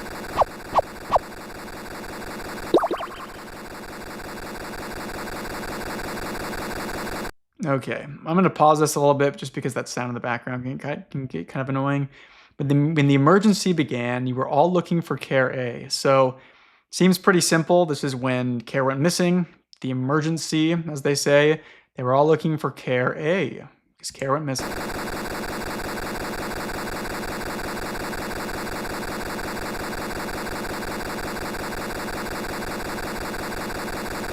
I told you all we would never find Care A.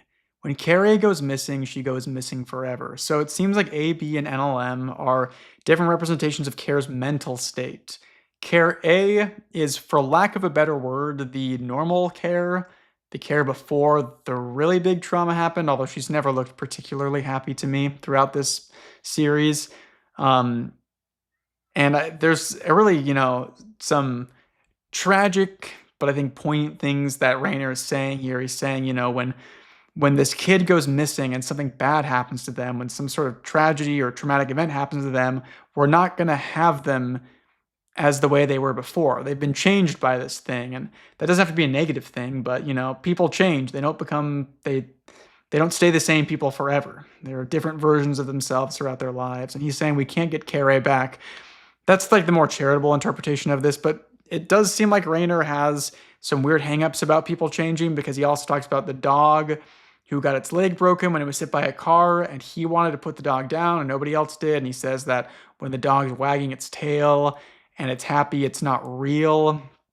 Again, this could be Raynor talking about like when Care went missing and came back, she seemed like she was happy, but she wasn't because something bad had happened to her, and he feels like she was a dog that needed to be put down.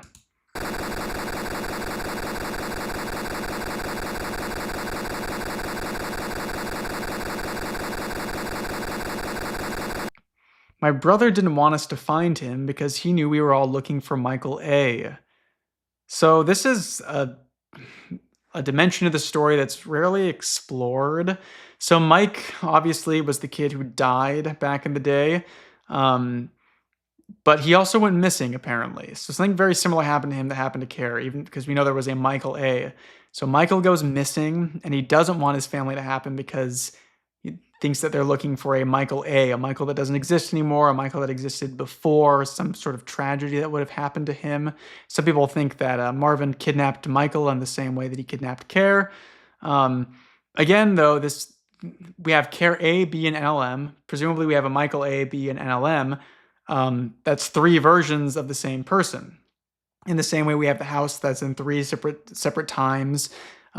More instances of like different versions of people existing, different variations of them existing across different times or universes potentially.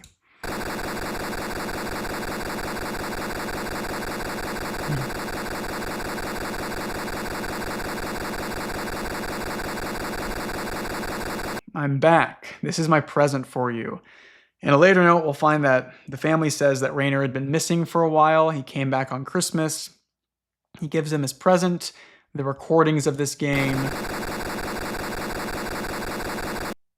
Also fascinating, he gives them the recordings of the game, presumably not the game itself, and he's saying that this is their present, almost like weirdly implying that this recording that we're seeing right now is something that Raynor gave to the family, which couldn't have been because this recording happened in 2017, or maybe there was some weird time shenanigans happen, and Raynor did have access to this recording somehow. It started in 1996 for Marvin. So again, the game was made specifically for Marvin in mind, or at least this portion of the game. The game itself was in development longer than 1996, but he made it for Marvin. I think, in my mind, all of the creepy stuff below the gift plane is all the stuff for Marvin. Made it for him to tell him, potentially, I know what you did. I know what you did about Lena. Potentially, I know what you did about Michael. And I know what you did about Care. You kidnapped her.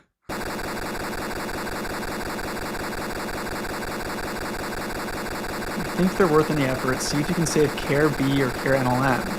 Care is in the school, of course, after she was kidnapped by Marvin.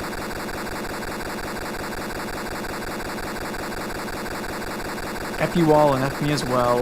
Merry Christmas. Check your bathroom now. Again, Raynor. Again, connects to the theory of Raynor potentially ending his own life inside the bathroom. F me, F you all, F me as well. Check your bathroom now. So Raynor he's not on good terms with the rest of his family.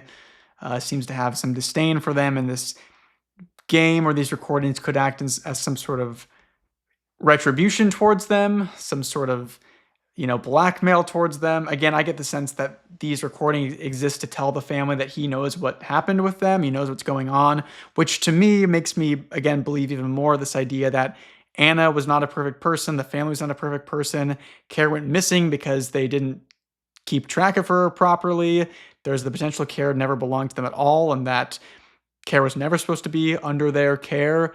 It seemed like when she went missing, they were all looking for her, but it doesn't mention they ever contacted the authorities about it. Again, it's like they all wanted to handle this inside the family instead of involving outside people, but that's not the way to handle things. And I think that does have some poignant connections to the way that abuse can work sometimes. Sometimes this idea that like abuse has happened in a family or a crime has been committed, but these families think that like, oh, we can just handle it all on our own. It doesn't need to go anywhere wider than this because we don't want to like ruin the name of our family or something. So there's a connection there that could be what Raynor's getting towards. Raynor wants to expose all this now. Raynor. I saw him at a birthday party once. All the older kids were down in the basement playing video games, hide from everyone. He was down there too. He was older than the rest of them now. Sorry, that's gonna be so loud. So Again, Paul knows who Rainer is. He has seen Rainer before. He said he was down in the basement with all the older kids playing video games. Interesting, we don't see a basement of this house in particular, so it could be a different house they were in. Yeah, it's fascinating. It could be the school basement. Maybe they all rendezvous at a school or something. But he knows who Rainer is, even though he doesn't know Rainer's real name yet, which is Daniel. So maybe he just learned that off screen or something. But again, that's the connection of like, if Rainer knew Paul, that would explain why there's aspects of Paul inside the game. But Paul is confused with this, presumably because he was such a small child, but he would have known Rainer. Here left the room. Again, echoing exactly what we saw earlier. So check your bathroom. You're too late for that, buddy. I don't know. Did I just have like a stroke there? It's like some weird like I don't know. wave pattern on the screen that happened there, but it could just be a audio glitch. I don't know. Everything kind of shifts over.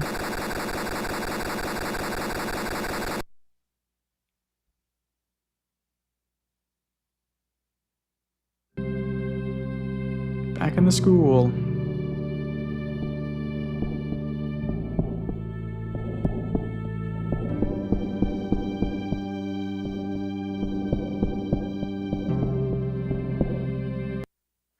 Okay.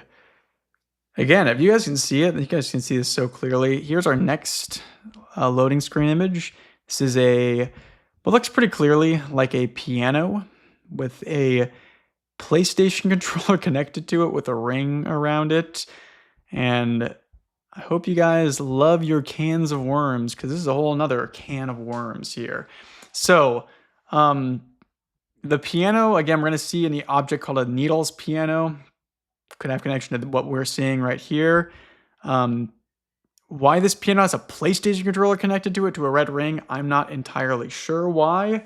But to me, the way that I see this is that it seems like inside the game, and we're going to see this in just a second, there is this feature where you can play this instrument inside the game. In my mind, I'm almost thinking that in real life, there is a controller hooked up to a piano. When you play that piano in real life, it manages to input stuff inside the game. It's like a keyboard that's connected to the game. And this is the representation of that we're seeing in real life, or as we're seeing inside the game. That's always been my thought, but we'll talk about more about pianos when we talk about ghost rooms later.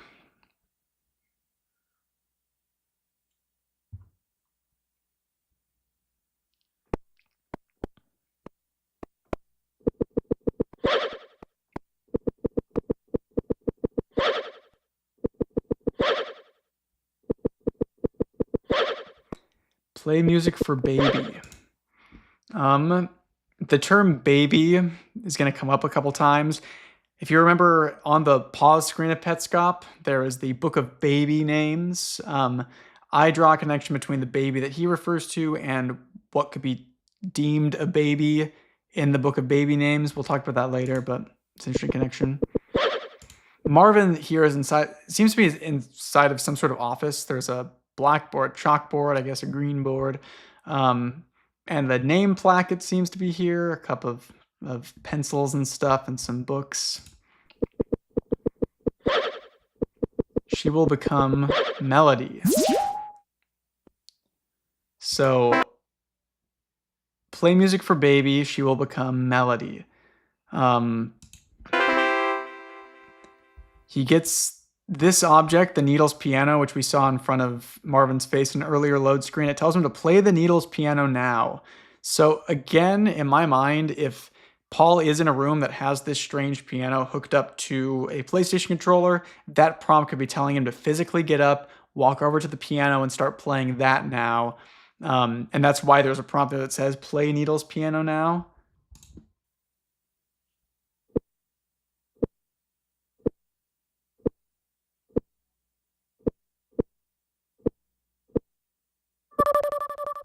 Thanks.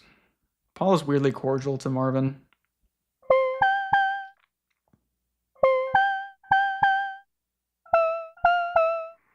So you notice it says he plays Care's melody, and Marvin just said, play music for baby, she will become Melody.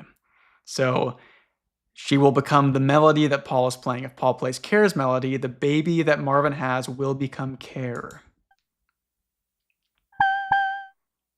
Also worth noting that Paul knows Care's melody, connection that he might be her.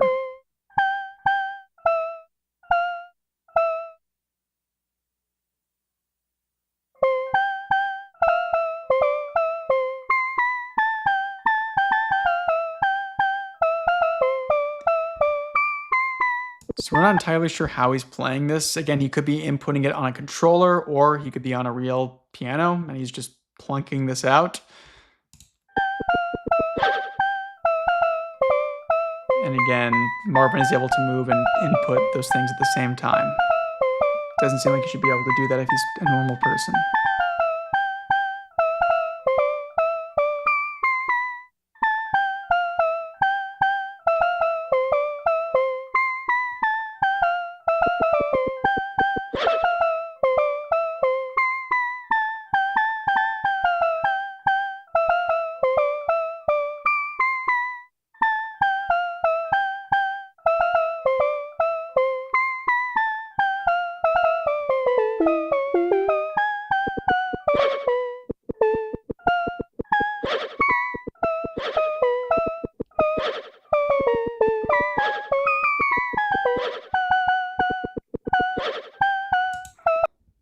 Okay, this is where I've got no idea. So the melody starts to go wrong. Interesting that the melody is programmed into the game to recognize when Care's melody is being played, because the notes are purple and it's all good, but then once Paul starts deviating from that melody, it turns red. So the game has registered that he's not playing the correct melody anymore. Again, everything inside this game is inside the game for a reason, so it's strange that that's programmed that way. But then once the melody starts going bad, Marvin says she tripped and fell and is lost. Not entirely sure what that could possibly mean. Did Care trip and fall and now she's lost? Again, this idea of like abuse on children, they have to give an excuse as to why they have a mark on their face or a bruise or something. They say they tripped and fell due to that. I'm really not sure.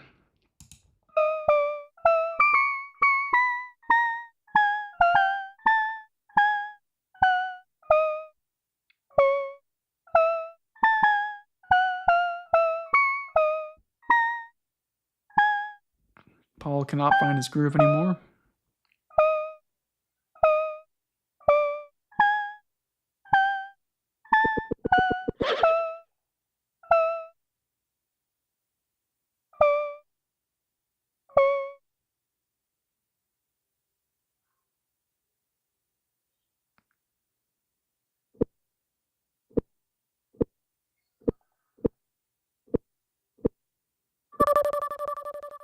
Poor Paul.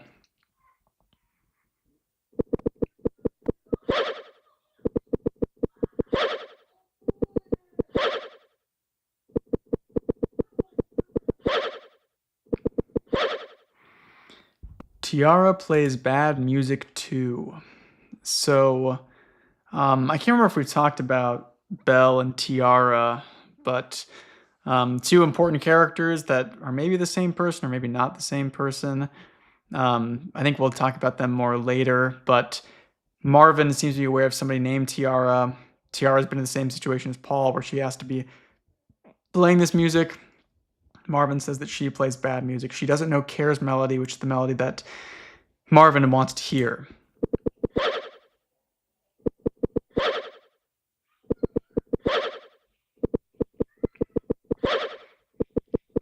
Do it right next time. Marvin seems to be pretty demanding in a way. Paul seems to be nice. He says sorry, but says do it right next time. Sad. Poor Paul.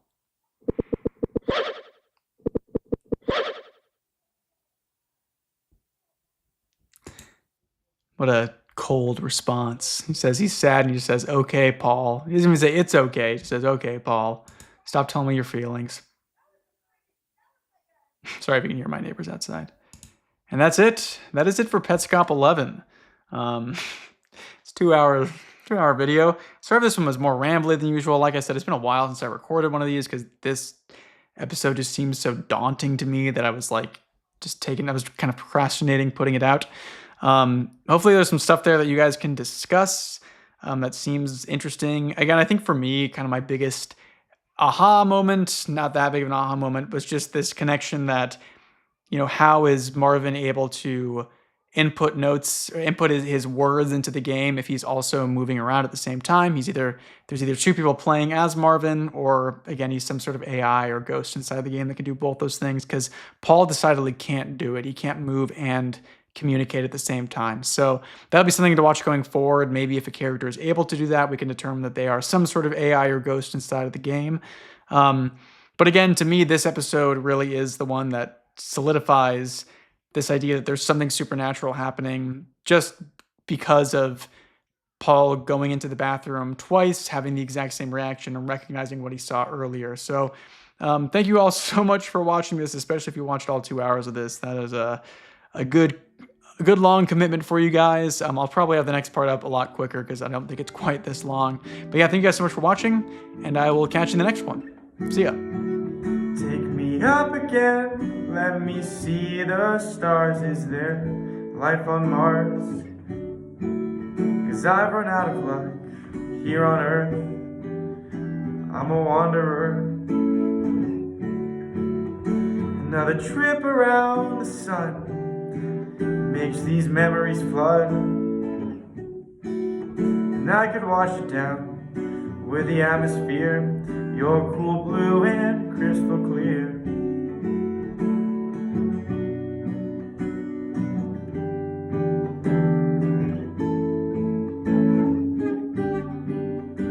I'm an astronaut flying above, but can't fall in love.